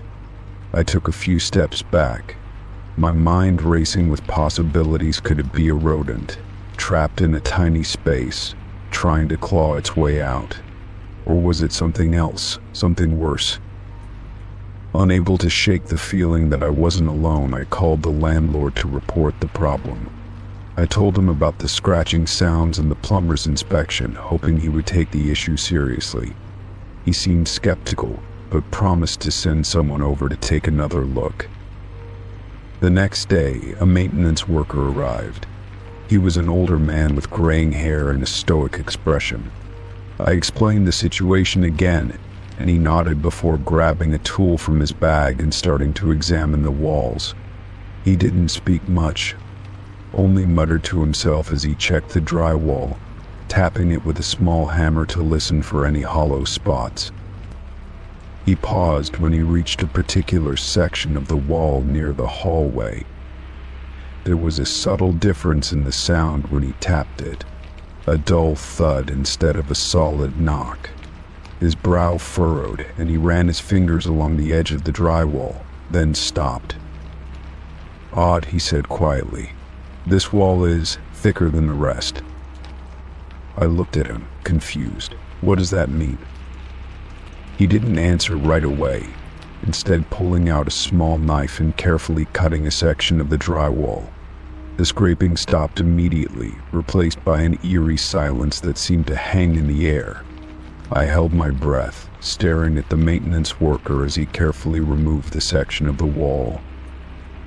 Behind the drywall was an old, narrow space, barely large enough to fit a person's hand. Inside, I could see something dark, something that didn't belong. The worker's eyes widened, and he stepped back, his hands trembling slightly. He turned to me, his voice low and strained. "This wasn't here before." I felt a cold shiver run down my spine as I peered into the void behind the wall. There was a small wooden box tucked into the corner, covered in dust and cobwebs. The lid was slightly ajar, and I could see something gleaming faintly inside. The worker hesitated for a moment before reaching into the space and pulling the box out.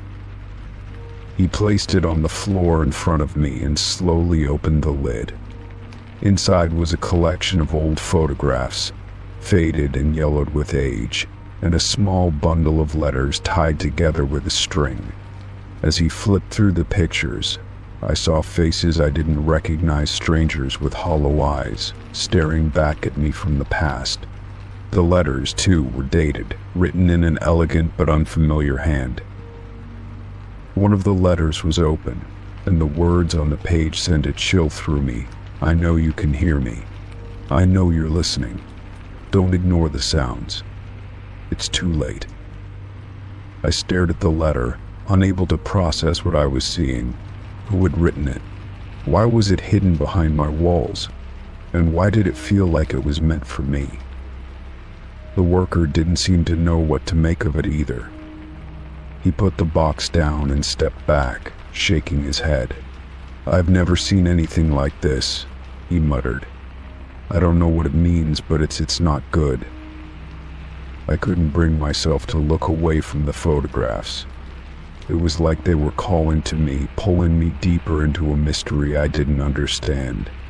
The scratching in the walls had stopped, but I couldn't shake the feeling that something else was now watching me, something far older, far darker than I could have ever imagined.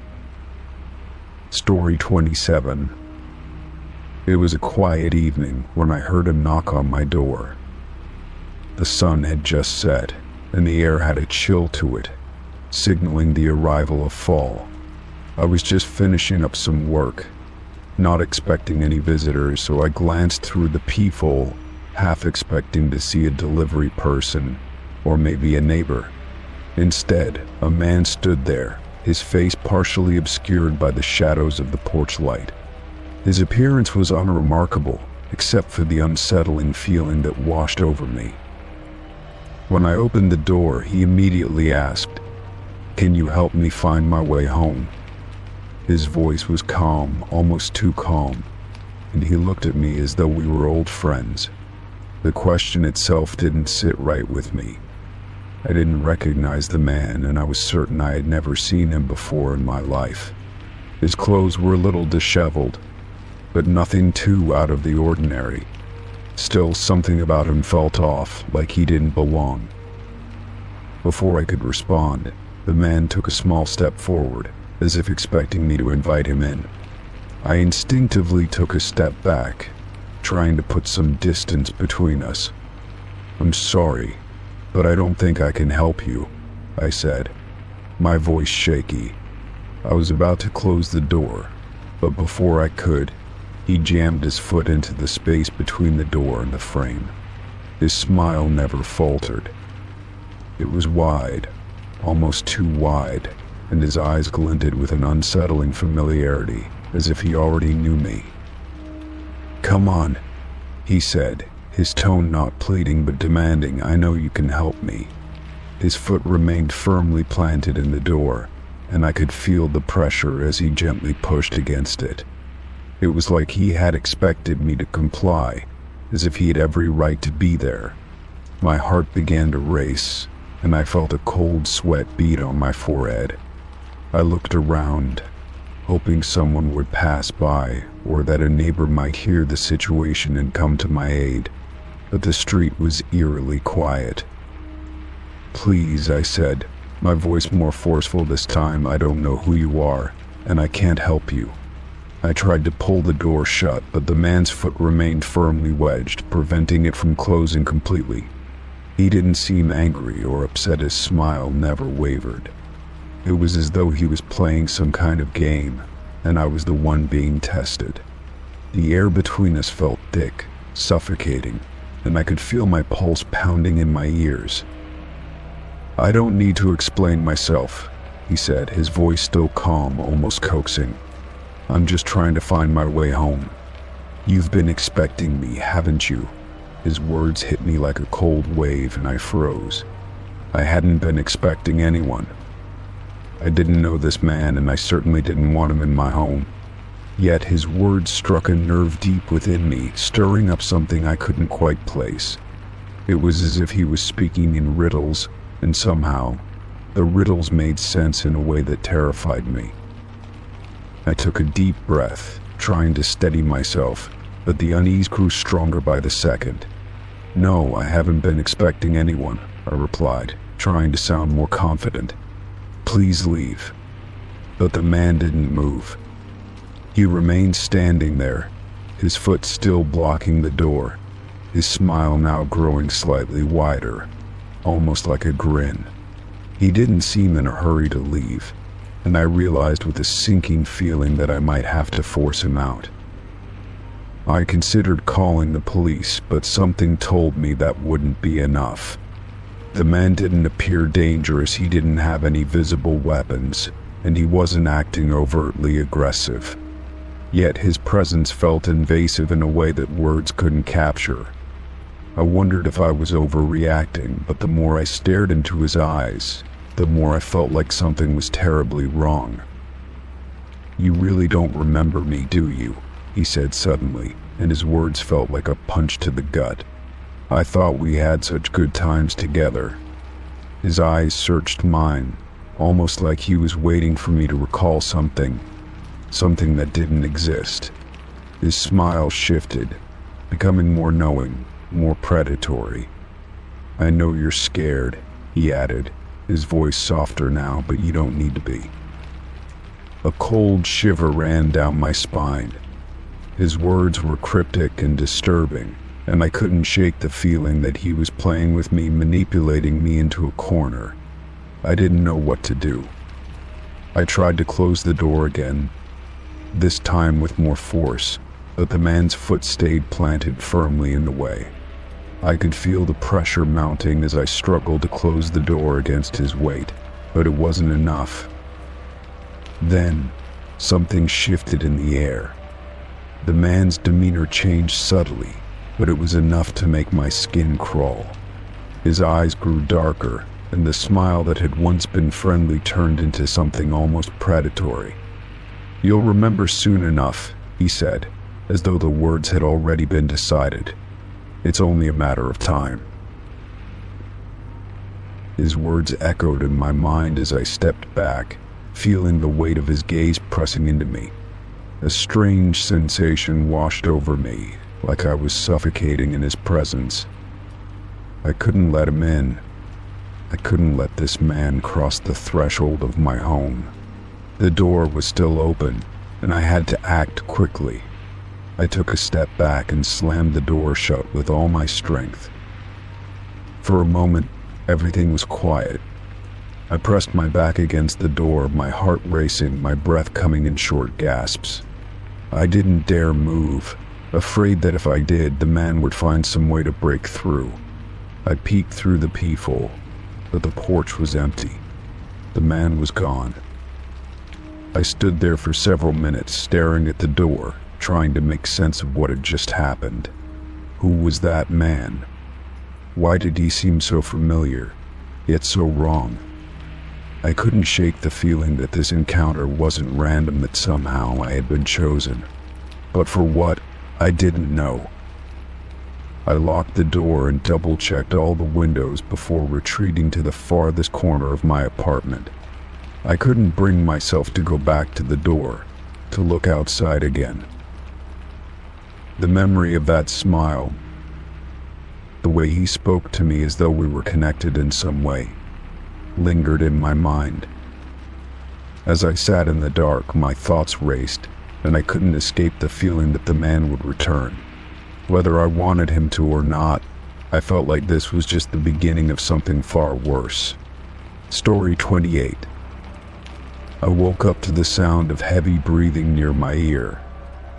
It was so close that I could feel the warm breath on my skin, a sensation that sent a chill through my body.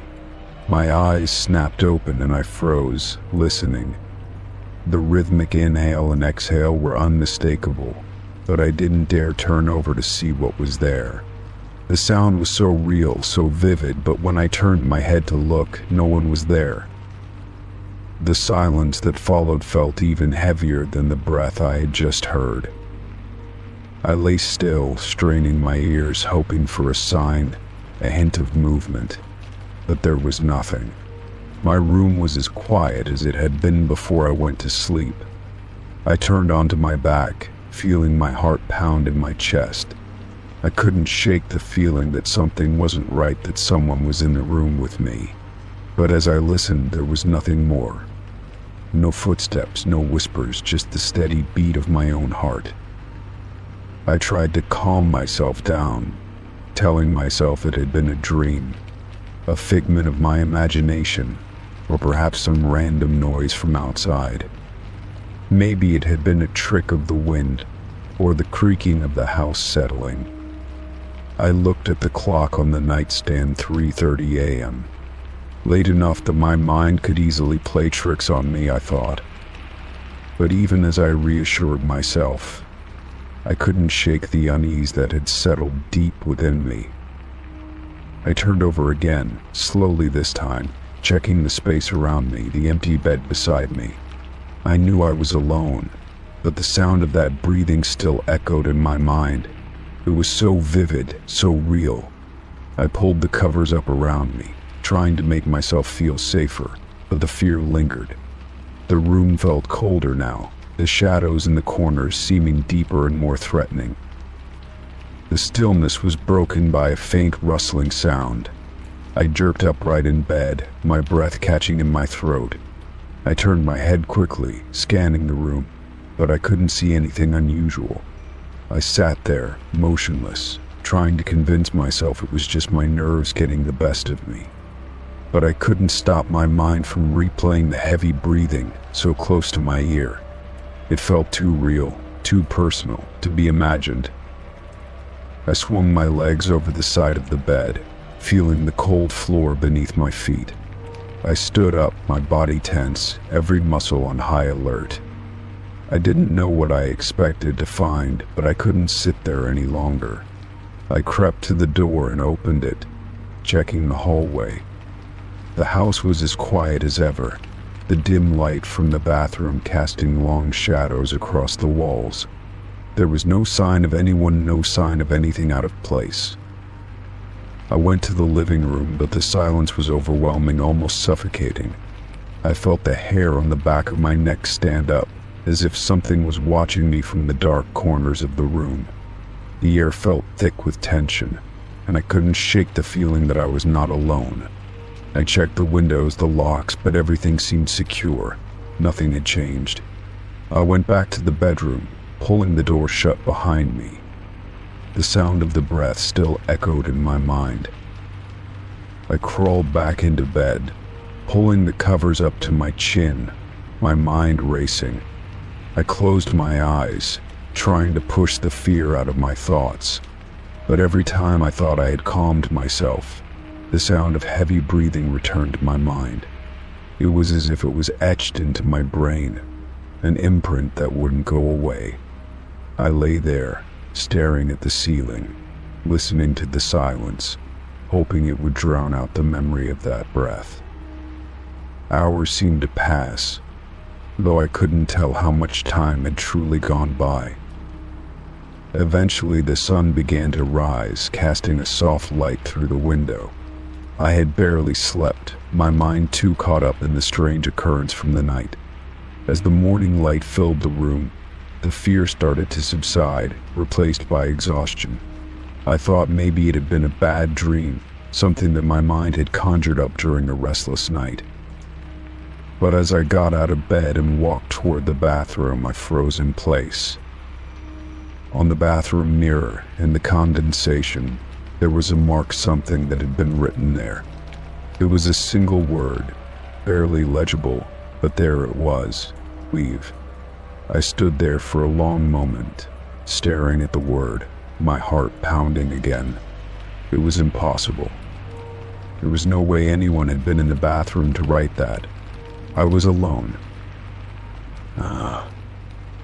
I rushed out of the room, checking the rest of the house again, but there was nothing. No one was there. The house was empty, just as it had been when I went to bed.